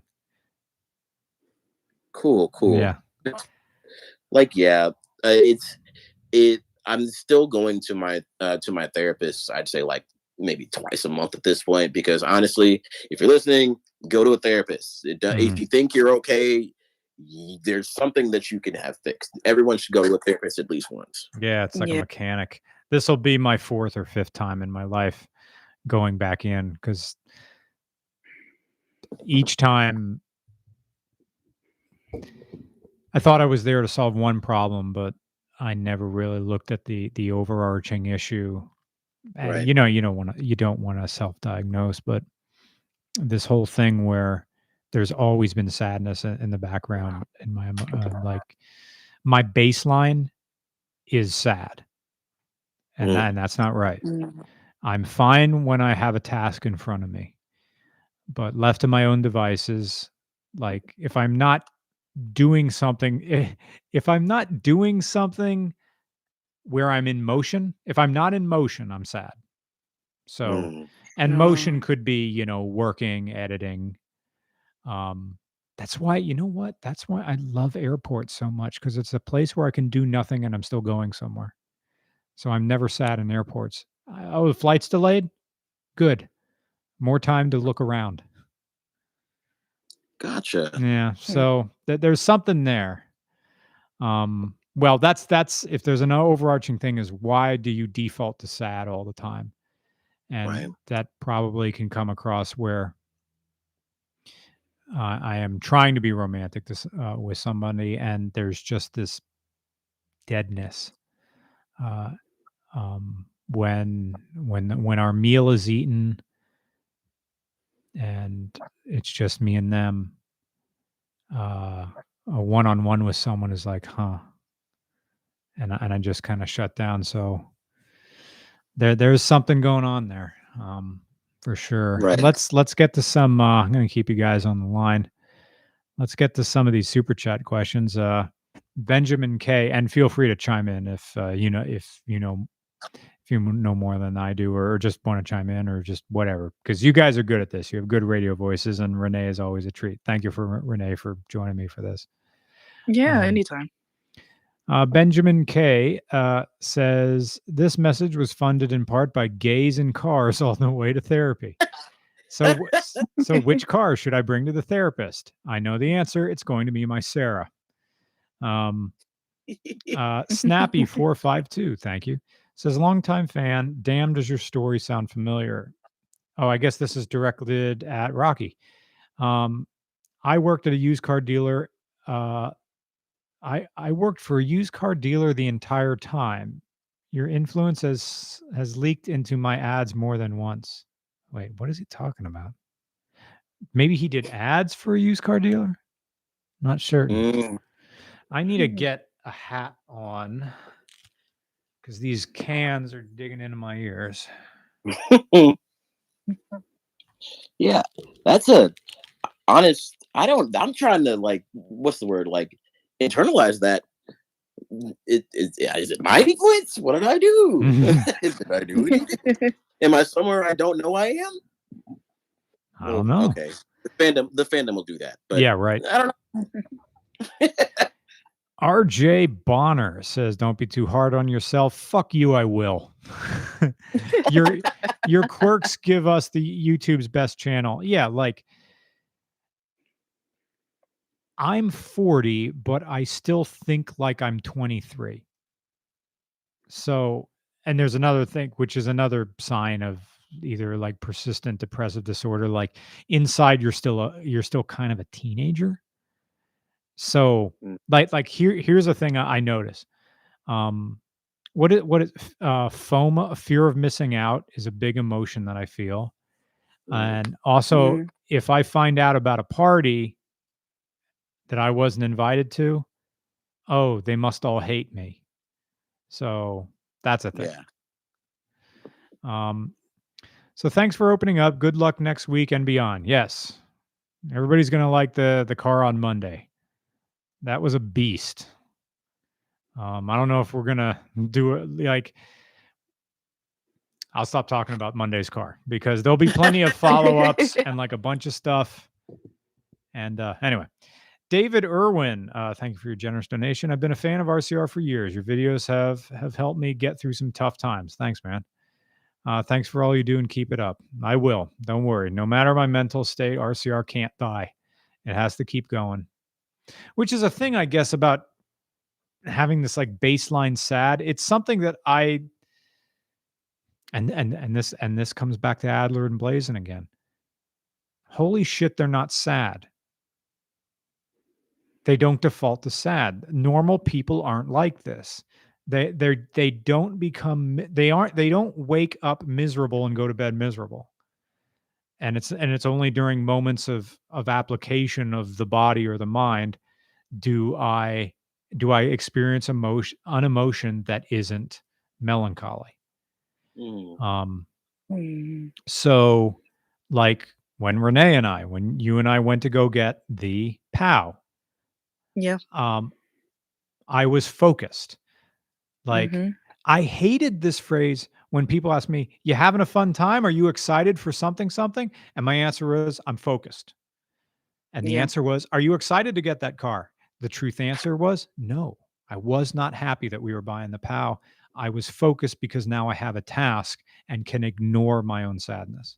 And so, which there's a word like I was deferring or blocking, or there's a wall up or something like that. Now, that makes me think, because my brain operates in a similar way, but it's kind of on the opposite spectrum. Like, if I'm not preoccupied with something, then I'm going to get mad because I should be doing something. I have to distract my brain from getting too deep in my own thoughts, or else I'm going to run off to the races. Now, I have ADHD, which apparently is more widespread than I thought it was. But if I sit idle for too long, I'll get anxious, I'll get mad, or I'll just get real sad. And that's just a symptom of like having an overactive mind, thinking of too many possibilities, and then realizing all these possibilities aren't being fulfilled. I can be doing something useful right now. Why am I just being a lump? Why can't I work right? So that's something that I'm still in the process of working on, because I will straight up get in my own head quicker than I can spell my own name. And my name's like, what, 5 letters? And it gets to the point to where it's just like overwhelming. So that's why I'm constantly just doing stuff. I'm on the computer. I'm grinding at Smash Bros, even though I'm like mediocre tier. I'm out driving in my car. I'm on my motorcycle until somebody hit me. But like, it's always, I'm always doing something in order to stop my brain from working at 10,000 miles an hour. Yeah. I guess for me, it's more or less because I have too many responsibilities, and that's just something I just need to really like keep slowing down because it's just a lot going on with my life personally and professionally. It's Yeah. just it is very, very overwhelming. And there's just little times where like if I do try to take a break, that break is just so precious to me because by the moment that break is over, I'm full on like, all right, I gotta keep focusing on this and that and this and that and this and that. And it's Yeah. just I have little to no time for myself, and it's just the little time I have is just so precious to me. Like I know from now until like towards the end of this year, I'm just gonna be nothing but just focusing on so many stuff, and it sucks. But Yeah. I mean, I just wish that in a way that I could try to, you know, manage in a way or try to manage certain time or certain things that I could try to do. I guess within I'm still learning. There's still so much still going on. So I mean, I don't even know myself, but Yeah. I just hope that it's, you know, based on what you guys are talking, I just hope that, you know, everything just works all well and yeah, I wish I could say more. I like But the time that we got to hang out at the Subaru show and do a whole lot of nothing. Just sit there. It was great. yeah, yeah, it was nice. It was honestly, it was really nice. It was the most relaxing that when we all got together. It was just honestly just very Yeah. relaxing. Also getting to know uh when we met up for lunch, I forgot David. his David. Yes. Yeah. He has very interesting stories. David's a great guy. For everybody listening, we're talking about the owner of the Shelby GT500 that I did a few years ago. Actually, it's almost probably 5 years ago. So I've known David for a while. David lives down near York, so we pass each other like ships in the night. And if I'm in there, I'll give him a call because he's a good guy to hang out with. And he just finally got his Model Y, so now he's Oh, you excited. did. He Awesome. said he was never going to own an electric car because he had the Mustang with a smaller pulley on it. He was up to 680 horsepower, and now he has a Tesla. He still is keeping the Mustang though. Okay. Question here. Dexis said, I saw a Toyota Serra for the first time and he was driving on the left-hand side of the road on an empty street. I guess the guy was just fulfilling his weeaboo dreams, pretending he is in Japan. All right. That's terrifying. First of all, he's in. Look, I had the front bumper off of the Serra. There's nothing underneath that. There's hardly. That's why it's so light. There's no push bar underneath there. The biggest piece of metal on the front of the Serra is the air conditioning support bracket. Everything else is just like these little stamped thin stuff. So yeah, don't get whacked, guy in the Serra driving on the left-hand side of the road. Yeah. That's bueno. Radio Citizen 4 says, best wishes, Brian. Hope you're doing well. I'm a delightful mess. How are you? What do you... Okay, here's a bit of social skills that I don't have. When someone says, hope you're doing well, what are you supposed to say? Thanks, you too. It's usually I just default to that, really. Hope you're doing well as well, buddy. Just like handshake and keep it pushing. Okay. Like, it's kind of weird. I've become a robot in dealing with customer service for so long because you kind of have, it's kind of like when you're in like a newer vehicle and you have those automatic text responses you can send back to people. Yeah. You just kind of say stuff. Like, hey, bud, good to see you. Hey, yeah, good to see you too. Who are you again? Yeah. Yeah. I mean, I wouldn't say I deal with customer service, but I deal with business clients and stakeholders. And normally when it's like all is well, or, you know, thank you for the help, or all that. It's just kind of, mechanical. It's like, yeah, anytime, no worries. And if there's an issue that comes about, it's like, no concerns. Everything's been taken care of. And it just kind of, it just kind of comes I wouldn't say naturally, but like you said, kind of robotic in a way, because it's just something that you deal with on a day-to-day basis. Mm-hmm. Right. And it honestly, sometimes I feel like doing it so much takes away from the genuine times when you mean to respond in a way that it's just like, I mean it. Anytime you want to talk to me, you can. Yeah. Like, especially when dealing with people that are fresh off of accidents, because they're like freaking out, distraught, and like we've worked through all their problems, got them set up with whatever they need. And I genuinely feel like I've done everything in my power to be able to help you. I'm going to express that gratitude like I actually care, because I actually do care. At the end of the day, if I've done this to like 40, 50 people, when I go tell my boyfriend, all right, babe, talk to me anytime, I'm going to feel like I'm going to question, like have that whole imposter syndrome moment of like, wait, did I mean that? Is this real? What is this emotion? I don't understand. Like it's a double-edged sword wherein you get so like used to it that it makes other people happy, but then you start to question your own motives.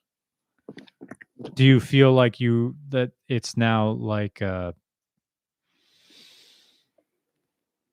muscle response to say that? Yes, and like it's like experiencing, like talking to a cashier and they tell you enjoy your meal and you say you too. Yeah. But on a mass scale, like it's just reflexive at this point. And like it's kind of harks back to putting on a facade for so long that you act in a certain way and answer questions that you feel like they should be answering, and sometimes you may mean it, sometimes you don't, and it just kind of lumps itself into a giant ball of confusion as to who do I talk to in a certain manner. Right. Like, but nonetheless, people are happy regardless, and other people who are listening to you can't tell your intent if you say it like if you fake it till you make it. So, at the end of the day, the only person that's questioning that is yourself. True. I apologize for flipping back between talking to you and answering super chats. Alper Rossalam doesn't have a question, just has the sunglasses emoji. Thanks. Rec wouldn't be a podcast without you. Thank you for the generous donation. Hey, Mr. Regular, it's been a minute. I was in a mental lull for a few months. Anyway, good to see you. Good to see you too. It wouldn't be a podcast without Rec. So, Rec usually has different amounts of ease in their name. The actual Team Ryan. There's another familiar face. First chance to catch a live podcast in a while. I have the same feeling of general melancholy without a project or an activity. Yeah. Love you, Brian. Keep up the good work. Tell Roman hi for me. Yeah, we're not riding together this week since we've both been in Goldie for I've had that car for 4 years. So I messaged him saying, give me whatever notes you have tonight because I'm going to go to the coffee shop and write it tomorrow. Tomorrow is going to be a rainy day, and I'm going to spend most of it in the coffee shop just writing the review of our own camera car and like eating soup, and that's going to be it. That's going to be tomorrow, and then go to the gym because like no matter how depressed I am, and I think this is a Henry Rollins line. He said 45 pounds is always 45 pounds. There were some more super chats. You know what also, and this is Schadenfreude, but you know what makes me feel really good? Listening to furry drama. I cannot get enough of that shit. It is delicious. It's like a stew. It's like we don't have Krispy Kreme donuts where I am. So whenever I get them fresh, it's a real treat. It's like just let it. I want it to just wash over me. Because that was the thing at MCFC. Just I want to hear your bullshit because I know it doesn't matter and it doesn't involve me. Oh my God. It's honestly, from the outside looking in, it's just like an emotional roller coaster because it's like yeah, look at this crazy person doing a stupid thing that is unsafe for public peoples. Yeah. I mean, it's fun to watch, but is it bad for the brand? Yes. Yes. Yeah. How about we now make every pizza delivery service within a 50-mile radius of a FurCon hotel nervous to deliver to a fur convention? Yes. Yes, yeah. God, it's so wild because I've been a furry since 2006, which is basically at this point half of my life, and just seeing it evolve from somebody said something bad to, oh my gosh, we need to realize and reel in all these racist and crazy people, to, oh my gosh, this person is now grooming children and making a cult, to, holy crap, why is this guy asking for $500 for hugs? Like, it's every What's the month, story it's with that something- $500 for hugs guy? Okay. So I don't want to name drop because this person is relatively popular on the tubes of you, but there's a person who made a Discord server for their internet presence that essentially you could not talk to anyone else but the YouTuber themselves. You could not talk about anything except for the content they were talking about. You could not make friends within said Discord server. You could not play with other people within the Discord server. You could not be in the Discord server if you were a content creator for fear of stealing their thunder. And they had a Patreon set up wherein the two top tiers were $250 and $500. And in those tiers contain things like free hugs in VR chat, guaranteed space in a Discord conversation, guaranteed playtime in VR chat and other games, guaranteed access to Minecraft servers. But if you spoke in relation to like anyone else within the game except for the streamer themselves, if you made friends within the server and did not tell them about it, if you promoted your own stuff, if you were caught making content, guess what? They keep your money and your server rights are taken away. It was very cultish and surrounding this one person, and it freaked a whole bunch of people out to where literally everyone's just like, oh my gosh, why is this person so toxic? This is literally a cult. Lo and behold, it's pretty much a cult because the majority of people are coming from YouTube and or Twitch and are between the ages of 12 to 16 and just want a friend. How many subscribers, YouTube subscribers did they have? I think they currently had like 31,000. Eh. So, I mean, not a small number. I mean, like 1,000, like getting to the first 1,000 is the numbers are all metric. Like the hardest number is 100,000. First it's 10, and then it's a grind. You can get to 1,000 with reasonable time, but to get to 100 is rough. So when you said 38, I'm like, okay. But still, it's 12-year-old kids, and you got some grifter there, and so all right. Yeah, I think their biggest following might have been either TikTok or Instagram, one of them, and they had like 80-something thousand followers there. But it's not that hard. I'd say it's not that hard to get followers on TikTok because TikTok is just information overload. Yeah, I don't mess with TikTok. Yeah, me either. There's no point for it. Yeah, if I can get stuck in YouTube Shorts, I'm afraid of what I'll get stuck in with TikTok. Ooh, new content. Ooh, interesting thing. Ooh, it's 2 in the morning. Oh, I got 3 more. Oh, it's 4 in the morning. Afterwards.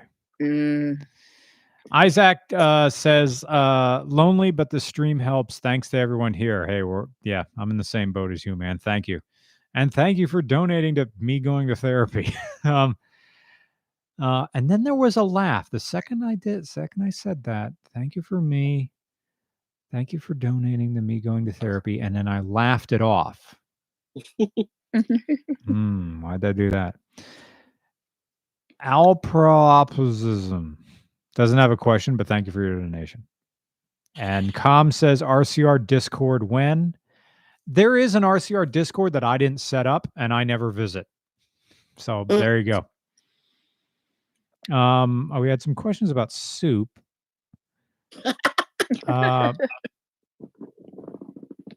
which soup is best soup? Okay. I want to hear Rocky and Renee's opinions. My opinion for best soup is broccoli cheddar. Dave, I I'm can, with you on that, yep, Brian. yep. Yep. I can pretend that it's healthy because I'm eating broccoli, and the rest of it's just cheese. Yeah. Yeah. That second best is, I think it's what was it? It's like a lobster brusquet. I guess Yeah, that's good. Yeah, I'd those be down with that. Yeah, that's like second best for that. If it's not broccoli and cheese, is that Yeah. like those are my top two. Yeah, because I'm not big on like New England clam chowder or like. Now, New England clam chowder has like a shelf life. It's like only good. It almost has to be, to me, it almost has to be a little bit too hot. Yeah. Yeah. And then I never tried it.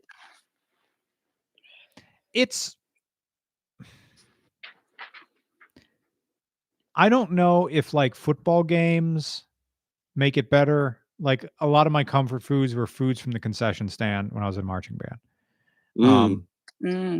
Like, or anyway, Rocky, soup, go. I'm gonna be an outlier. Don't know if it counts, but oxtail stew. What is that? Ooh. Pretty much exactly what it sounds like. Straight up oxtail and assorted vegetables cooked to taste. Okay. Back in Mississippi, like my grandma used to make it all the time, like because she knew that I liked it. So she'd be like, "All right, kid, what I'm gonna do is I'm gonna put it in the vacuum bag. I'm gonna make you like 3 pots so you can have whenever you want to." And I promise you, whenever I had a bad day at school, I would come home and pop up one of those vacuum sealed bags, put it in the toaster oven, and just eat it from the bowl. And yes, I put soup in a toaster oven. Sue me. I would rather not put it in the microwave for it to explode and my dad to yell at me. I mean, like, I know what you're coming from because my dad used to make oxtail stew too. So it's definitely, definitely hits home. So that's yeah. Bomb diggity. I promise you, I could probably eat that stuff like, I wouldn't say every day of the week because flavors get old, but like at least. Mm-hmm. We're going to be wrapping this thing up soon because it's getting late. Rec says, no, I always had 3 E's. LOL. It's my stream name. Anyway, I'm starting to build up the Skyline. Raptor is still going strong. Took the Benz on the track. Ninja is now a race bike. Hell yeah. And the Ducati still hates me. Also, I'm re-enlisting? Re-enlisting. Okay. Congratulations, re-enlisting. Word. And thank you for your soon-to-be service and your service that already happened. Since I don't have a sign, I can't say no more super chats, so I'll just say no more super chats. Com says, what are the best, worst cars to drive to an anime convention? Discuss. Well, okay. The car that gets you there, obviously, and the worst is the car that doesn't. I've never been to an anime convention, so I don't know what it's like. I've been to a video game convention and furry conventions. So, of the two, yeah, gamers smell worse. They smell bad. I guess it's because like the whole idea with furries have a lot to prove or have a lot to like disprove. Like that was the thing that I noticed. I was talking to Adler about it. Like I was at MCFC. I'm like, smells nice in here. Smells nice in here. People are well dressed. There's no I don't remember a single stinky person, and that was mostly indoors. So yeah, and the hotel wasn't new. So anyway, best worst cars. So what are the ones that you see there? Okay, there's gonna be a bunch of Kia Souls with a whole bunch of bumper stickers on them. Yep. Mm-hmm. There's going to be Grandma's Buick Riviera. That's going to be there. There's going to be the Chevy Express van of the one guy who just goes to conventions and sells like general purpose items, just like trinkets and things. There's that guy. What do you think? What else is there? There's always typical Vape Boy Subaru. Yep. Always. There's the WRX with 3M tape on the front and rear. Yep. There's that one old ass whatever it is. Like at IFC, there's this guy named Oxide Fox, and he had this dope. Like I can't even remember what it was. I think it was like an old Buick Roadmaster, like old. There's always something that's always going to take somebody's attention away from something else. And then there's at least, I'd say, 3 to 4 Miatas. Yep. There's one Miata that has electrical tape on only one of the headlights, the X. And there's usually in some cases some awkwardly modded Miata that is functional but barely, and they drove it from like 4 states away to be like, hey, look at me car. Yeah. It's got stanced wheels. It's like they made their own exhaust. Like I'm a welder and it's really low. It bangs on everything. Both Suzuki style. Yeah. There's the one Miata guy who took his steering wheel into the hotel with him. There's also at least 5 to 10 Chevy Cruisers. Yep. In various years. Yes. There's the one guy that is extremely proud of his Subaru Crosstrek that is completely stock. Yep. Except for it's orange like his persona is. Oh yeah, he's got a license plate that says "Ooh Woo" of some form or another. Yes, and then there's got to be one Malays era vehicle that just says "Yif" on the license plate. Yeah, it's like a Lincoln Mark 5 or something like that. Yeah. Yeah. So we've got some more questions coming in. David Baker doesn't have a question, but thank you for your donation. Will Down says, ditto everybody else. How do I call in? You have to be on a mobile device, and we're using Twitter Spaces as a mixing board. So the people who you hear us talking, Rocky and Renee, you're hearing them on this Amazon Fire that's plugged into my mixer. Poorly made dog videos. Actually, how much battery is left on the Amazon? Ambadon. I'm Jeff Bezos. I 54%.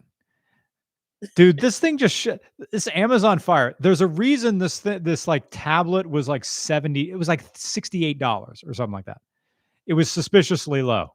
Oh, why is it low? It just shows you ads. Oh. And you gotta it shows you ads on the lock screen. But whatever. This laptop or this tablet has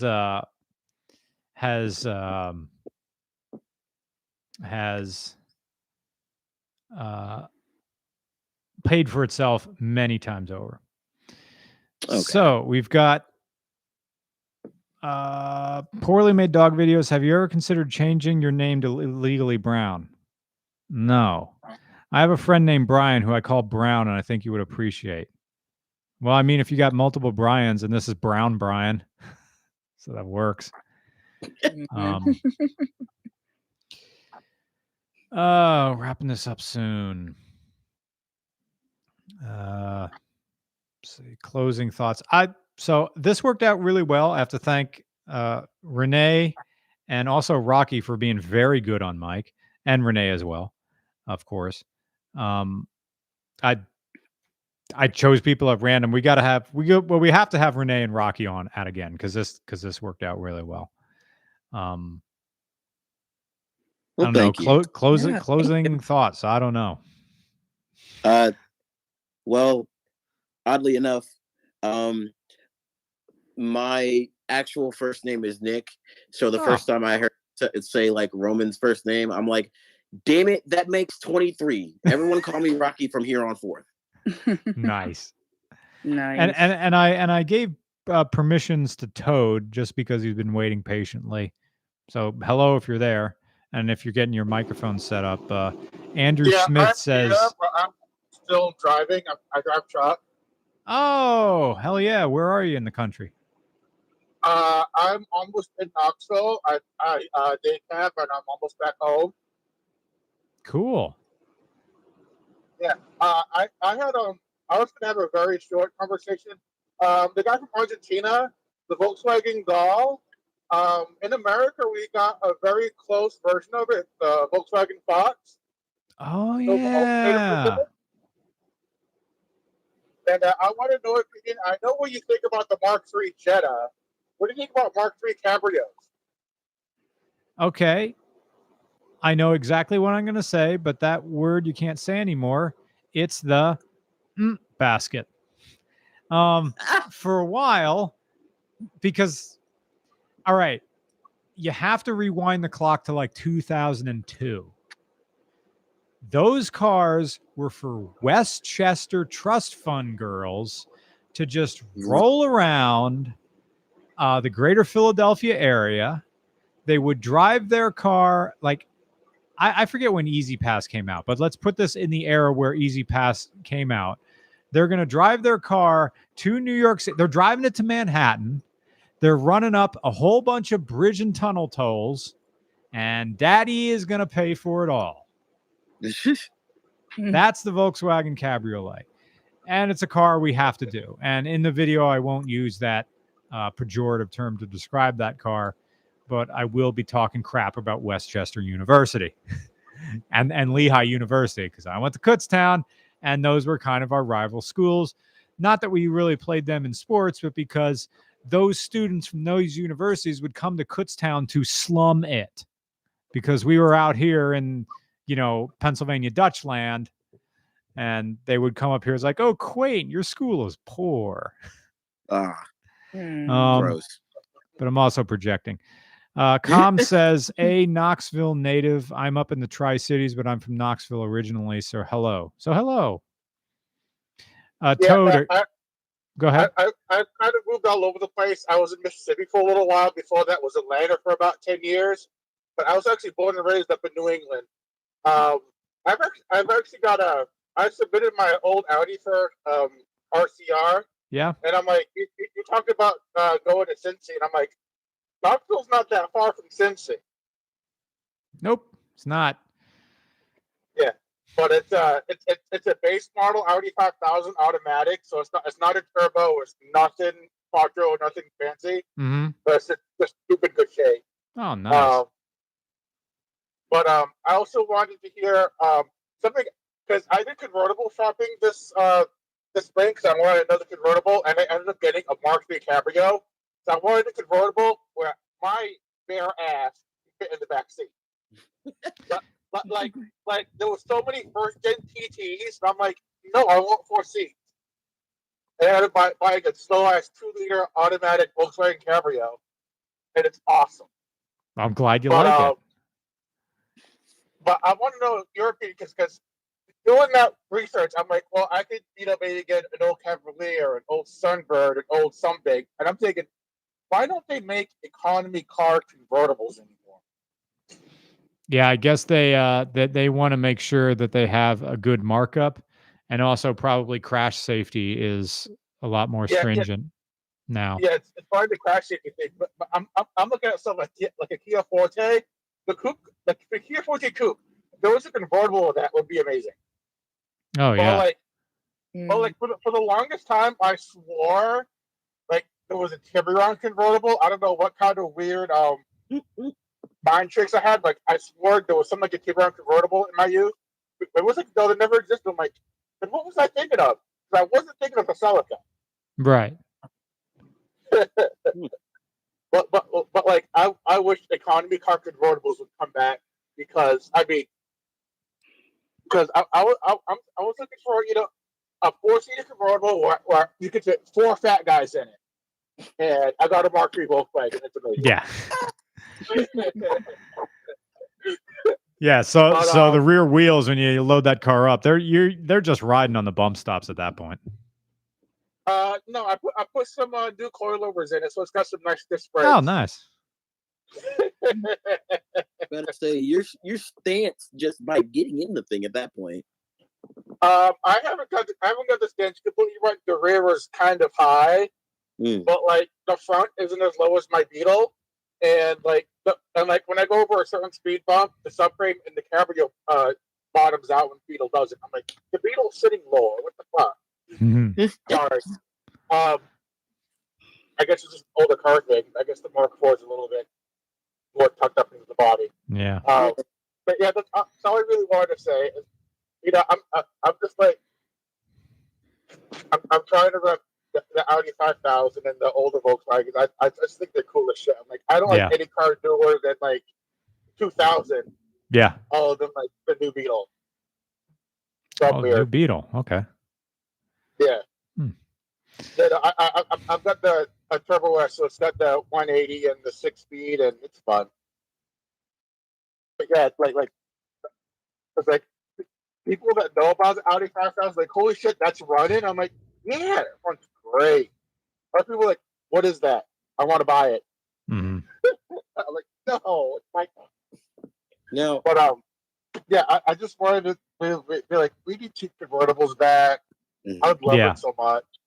Yeah. And I mean, that's about it. Yeah, you know, I've watched you forever. I think this first time I actually talked to you. Oh, thanks. And, well, thanks for liking my show. And it's just really funny, like, you know, because like when I was, you know, early 20s or, you know, late teens, like I didn't know what I wanted. I didn't even know what I was. Yeah. So it was like people knew I was gay before I knew I was gay. I was like, okay, whatever. But it's like I spent my 20s, you know, going to, you know, bear bars and this and that, and then all of a sudden, like, and doing up with the car stuff too. It's like I kept those two lives separate. Yeah. All of a sudden, I'm like, all of a sudden, like the furry thing came along. And all of a sudden, oh, I want to be one of those cartoon bears because they have a lot of sex on the internet. All right. Yeah, that's a reason, I guess. But yeah, that's how I got into furry. So yeah, it's like all of a sudden I did that. All of a sudden, like, so all the gay stuff merged, the car stuff kind of merged, and all of a sudden that was just like this one thing, which was like, oh look, he's that gay bear guy that drives an old Audi for some reason. Yep. All right, gang. Yeah, this went longer than I thought I was going to. I just wanted to say, hey, wanted to, you know, talk about we need to keep convertibles back and, you know, say hi. Now, real quick before we go, I found you because I had a 99 Jetta Wolfsburg edition as my second car, the first car I bought with money for $750 for some random dude in Indiana. And I was looking up wonder what I could do with this car. Found your video, was like, oh, okay. Should I feel bad? And then you give this explanation now just kind of made me understand your perspective on that. And that's honestly relatable. But like that little thing, bought it with 188,000 miles on it, a tick in the power steering, bad transmission, but the windows rolled down with the key on the outside. Yeah. And I honestly kind of miss it. And looking back on it, I now realize that every Volkswagen in that era, for some odd reason, smells like crayons, and I will never be able to place why. Yep. It's just the I don't know if the plastic just starts to degrade or something like that. I don't know. Oh, there's the yawn. Okay. I think we're going to wrap this up. We'll keep Renee and Rocky on for the sign off. So thank you to everybody who tuned in to watch the first edition of, Brian and you plus the call-in show. Thank you to everybody who donated to Super Chats. You are now funding my therapy bills to keep RCR going. And the Amazon Fire just did something weird. Do I still have my guests on here? Say something. Uh-oh. I think we lost them. Maybe they're in here, maybe they're not. Not sure. Reconnect to space. Yep. Okay. It's kind of you're wait, still I there. just put something together. Didn't you put a meme out like not too long ago that was like first car, best car you've ever driven? I can't remember. Was that you? I don't know. Me? Or I Renee? believe so. Because I'm following you, and I think I remember either you tweeted it yourself or you retweeted it, and it somehow ended up getting over to like my side of Twitter, and most of my responses were just Miata, Mazda 3, Miata again. I don't believe so. I mean, I don't even know. It's been a while, so I don't even know. Yeah, fair enough. Yeah, I mean, you're rad, honestly. I'm glad that we actually got the chance to like pop up and speak together. And props to Brian for actually like essentially just like spontaneously making this happen. And props to you guys that have stuck through this for actually like listening to the both of us like go on our all three of us really go on our little tangents and speeches and whatnot. Yeah, this is honestly amazing, and thank you guys for listening. And like I said, I just kind of just hopped in and as a listener, and then Brian saw me and say, "Hey, might as well jump in." I'm like, okay, because I just got back from my my luncheon with my friends, so I just figured, oh, well, Brian's live, might as well just listen in and see what's up. And yeah, here I am. Cool. Literally same. I was like, I don't really get a chance to often catch Brian and Nick on podcasts. So how about I just like pop my head in? Oh, it's a space. Oh, there's a YouTube stream happening too. And here we are. Hello. Yeah.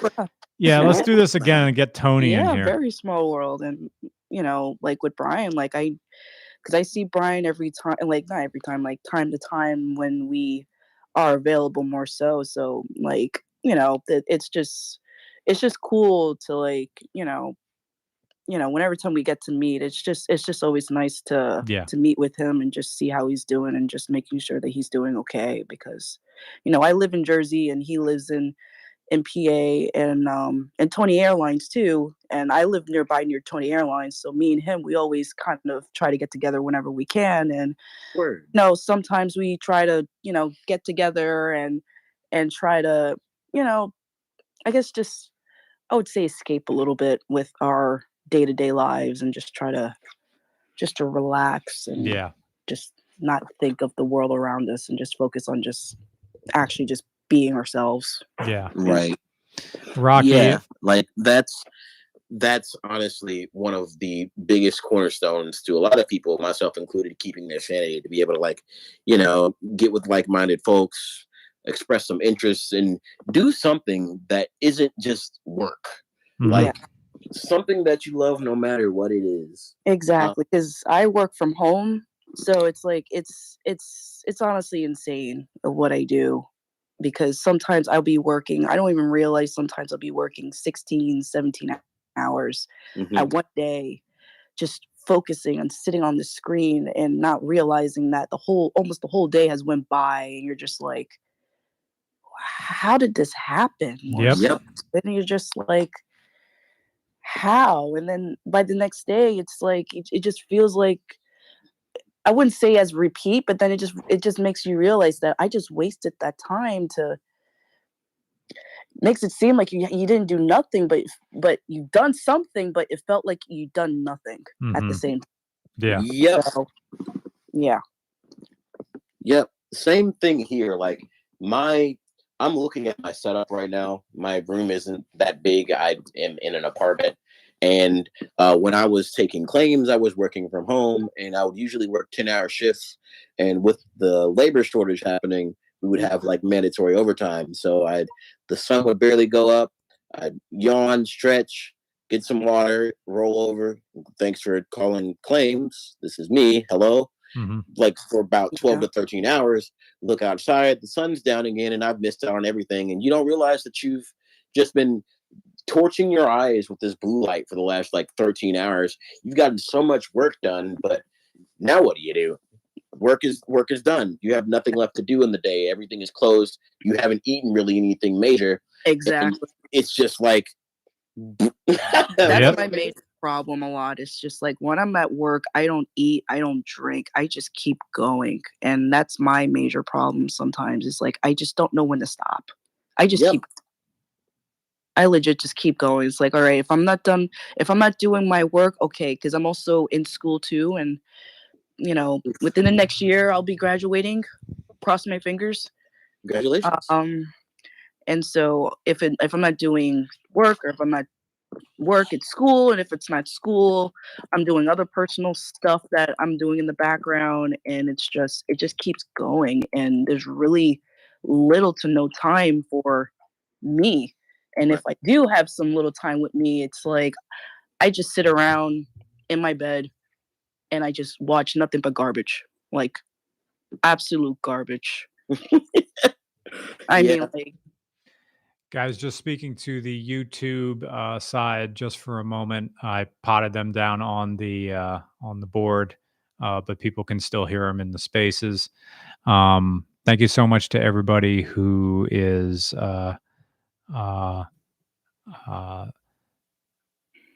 hanging around for this. Please watch the video coming up on Monday. Sorry to Rocky and Renee that I just interrupted them. That was rude of me. I'm sorry, but I'm just trying to get bed together. So video coming out on Monday. It is a giveaway. There'll be some extra content associated with that. Trust me, you're going to like it. And we even got some new audio engineering to go. So we actually have a microphone in the engine bay of the car. Ooh. So you'll be able to hear the turbos. So turbos, 2 of them. Ooh, So yeah, I know. Yep. Yep. That's gonna be sick. Yep. So that's Monday. Thank you to everybody who watched this. Wyatt says, I really like the Avora GT video. Thank you. Yes, best internal combustion car I've driven all year.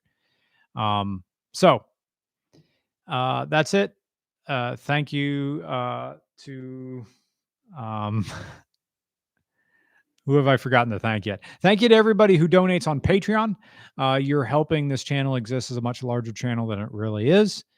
And for regular car reviews, I'm Brian. I'm Renee.